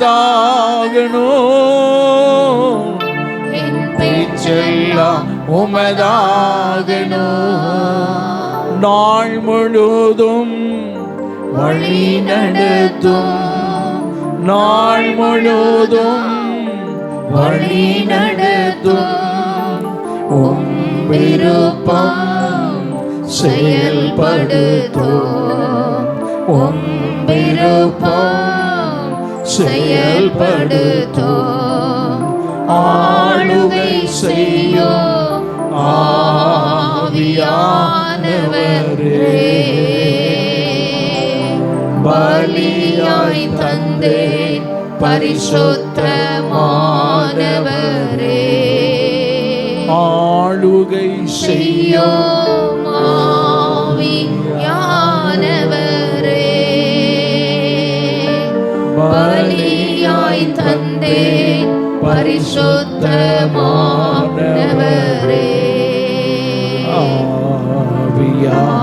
ஆவியானவரே, என் ஆற்றல் ஆனவரே,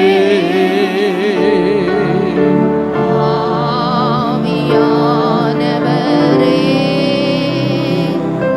என் ஆற்றல் ஆனவரே. பரிசுத்தம் நல்ல பிதாவே, உமக்கு ஸ்தோத்திரம் ஐயா. இதே போல ஒரு நாளில் பரிசுத்த ஆவியானவர் ஊற்றப்பட்டு இதே நாளில் 3000 பேர் ரட்சித்தீரையா. அந்த மகிமையான நாளை நினைவு நாங்கள் ஜெபிக்கிறோம். நாங்கள் ஆவியிலே அனல் உள்ளவனாய் இருக்க வேண்டும், ஆவியினால் நிரப்பப்பட்ட அனுபவம் உள்ளவர்களாக இருக்க வேண்டும். பரிசுத்த ஆவியானுடைய நடத்துதல் எங்கள் வாழ்க்கையில் இருக்க வேண்டும். நாங்கள் பரிசுத்த ஆவியின் கனம் பண்ண வேண்டும் ஐயா. பரிசுத்த ஆவியானோடு இணைந்து இயேசுவின் நாமத்தை இந்த உலகத்தில் உயர்த்துவதற்கும் பிதாவை மகிமைப்படுத்துவதற்கும் என் ஆண்டவர் எங்களுக்கு கிருபை செய்ய வேண்டும் என்று கேட்கிறோம் ஐயா.